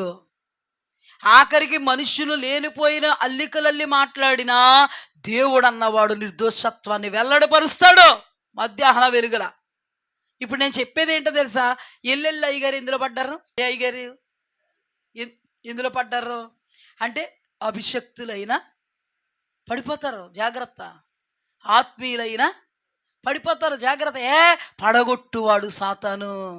దీని నుండి తప్పించుకోవాలంటే ఏం చేయాలి? మేళకువగుండి ప్రార్థన చేయి. హల్లెలూయా. అయ్యా, అపవాది పడగొడతాడు, అపవాది చెడగొడతాడు. అయ్యా, శోధనలో పడుట నాకు ఇష్టం లేదు, దానివలన నేను చేసేది ఏమీ లేదు, నా వలన ఏది జరగదు, నన్ను బలపరచు, వాని యందు నేను సమస్తం చేయగలను. తండ్రి, నన్ను మీరు బలపరచండి. హల్లెలూయా. స్టెఫను శోధనలో పడ్డాడా? ఎదురొడ్డి నిలబడ్డాడా? మరణం కొట్టడానికి వచ్చేస్తున్నా, మనుషులంటే మాకు భయం లేదు. ఎవరు భయం? మాకు దేవుడు అంటే భయం. అందుకే దేవుడిని ఎరగమన్నట్టుగా ఉండం, ఎరుగుదమన్నట్టుగా వాక్యం చెప్పాడు. దేవుడు మధ్యాహ్న వెలుగులాగా అతని నిర్దోషత్వాన్ని చూపుటకు ఏ రూపం కనబడుతుందంట? ఈ దౌర్భాగ్యులకి దేవదూత రూపం కనబడిందా లేదా? అయినను తిడుతున్నాడు, ఆత్మీకంగా గద్దిస్తున్నాడు. ముష్కరులారా, దేవుని వాక్యానికి లోబడనటువంటి వారలారా, యేసు క్రీస్తు ప్రభు వారిని అలాగే చేశారు, మీరు ప్రవక్తలు అనబడిన వాళ్ళని అలాగే చేశారు, మీరు మారరా? అప్పుడు దేవుడు కనబడి బలపరుస్తున్నాడు. హల్లెలూయా. కనబడి బలపరుస్తున్నాడు. తండ్రి యొక్క కుడి పార్శ్వమున నిలుచున్నటువంటి యేసు క్రీస్తు ప్రభు వారిని చూచి ఆనందిస్తూ రాళ్ళు రువ్వుతుంటే, దేవానికి స్తుతి కలుగుగాక, వీరేమి చేయుచున్నారో వీరికి తెల్లగనక, వీరి పాపము వీరి మీద మోపకము. ఏమైందండి? అగ్ని మంటలులో ఉన్న అగ్ని మంటలు కాల్చలేదండి షద్రక్ మెషక్ అబేద్నెగోను. అలాగే రాళ్ల దెబ్బలు తగులుతున్నా ఎక్కడ చూడట్లేదు, ఆయనను చూస్తున్నాడు. ఈయన బలపరుస్తున్నాడు. బలపరుచు వాని యందు రాళ్ల దెబ్బలు అనబడే సమస్తాన్ని జయించగలిగాడు. వచ్చే వారం చెప్తాను, మచ్చుకి చెప్పి వదిలేస్తాను. వచ్చే వారం వివరించుకుందాం, టైం అవుతుంది. షద్రక్ మెషక్ అబేద్నెగోలు రాజుగారు అగ్నిగుండంలో వేసేస్తారు, మనుష్యుల చేతుల్లో పడిపోతారని భయపడ్డారా? భయపడలేదు. అగ్ని గంధకాల, నో నో నో ప్రాబ్లం మాకు. మేము మాత్రం మా దేవునికి భయపడతాం. ప్రతిమకు మొక్కమంటే నిర్భయమైపోయినట్టే. ప్రతిమకు మొక్కమంటే మా దేవుడిని మేము ఎరగమని క్రియలతో చెప్పినట్టే. మేము మా దేవుడిని ఎరుగుదుము. నెబుకద్నెజరు ఇందును గూర్చి ప్రత్యుత్తరం ఇయ్యమన్న చింత మాకు లేదు. మా దేవుడు మండుచున్న అగ్నిగోళములో నుండి మమ్మల్ని రక్షింప సమర్థుడు. ఒకవేళ రక్షింపక వదిలేసిన కాలి బూడిదైపోతాము, కానీ మేము దేవుడిని ఎరగనము అన్నట్టుండం. భయపడిపోయారండి. మనుషులకు భయపడిపోయాడు కదండి పేతురు. మనుషులకు భయపడిపోయాడు కదండి దావీదు. అందుకే కదండి ఊరియాని చంపించాడు. మనుషులకు భయపడరు వీళ్ళు. దానియేలు, నీ దేవునికి ప్రార్థన చేయకూడదంటయ్యా. ఎవరికి ప్రార్థన చేయాలి? రాజుగారికి. నా రాజు నా దేవుడే, నాకు వేరే రాజులు ఎవరు లేరు. నా రాజు నా దేవుడే, నా శూరుడు నా దేవుడే, సార్వభౌమాధికారత్వం కలిగిన వాడు నా దేవుడే. ఏం చేస్తావు? భయం లేదు. నిర్భయంగా కిటికీ తలుపులు తెరిచి మరీ చేస్తాను ప్రార్థన. మనుషులంటే భయం లేదా? నో. సింహాలంటే భయం లేదా? నో. ఎవరంటే భయం? దేవుడంటే. అందుకే నా దేవుడిని ఎరగనన్నట్టుండను. హల్లెలూయా. దేవుడికి స్తుతి కలుగుగాక. జీవము కలిగిన దేవుని సేవకుడు అయిన దానియేలు, అనుదినము నీవు సేవించుచున్న నీ దేవుడు రక్షింపగలిగిన రాజు చిరంజీవగుగాక. దేవుని ఎదుట నేను నిర్దోషిగా కనబడితేను గనుక, అనగా దేవుని ఎరగనన్నట్టుగా లేను గనుక, ఎరుగుదునన్నట్టుగా ఉన్నాను గనుక, నా దేవుడు పరలోకము నుండి తన దూతను పంపి సింహాలు నాకు హాని చేయకుండా సింహాల నోళ్ళు మూసెను. అద్భుతం. హల్లెలూయా. మనం ఈ లోకములో అద్భుతాలు పొందుకోవాలన్నా, ఆశ్చర్య మహాశ్చర్య సూచక కార్యాలు పొందుకోవాలన్నా, మన దేవుడు మనకు ప్రొవైడ్ చేసిన సమస్తాన్ని మనం అనుభవించాలన్నా, అలా ఎగురుకుంటూ నిత్య రాజ్య వారసత్వాన్ని సంపాదించాలన్నా పరిధిలో నిలబడు, మెలకువగా ఉండు, శోధన నుండి తప్పింపబడాలని దేవుని సన్నిధిలో ప్రార్థన చేసుకో. మనుష్యునికి భయపడకు, వాళ్ళని ఆత్మను చంపలేరు. ఆత్మను శరీరాన్ని నిత్య నరకాగ్ని పాలు చేయు దేవదేవునికి మాత్రమే భయపడు. అట్టి కృపలో దేవదేవుడు మనల్ని నడిపించును గాక. ఆమేన్.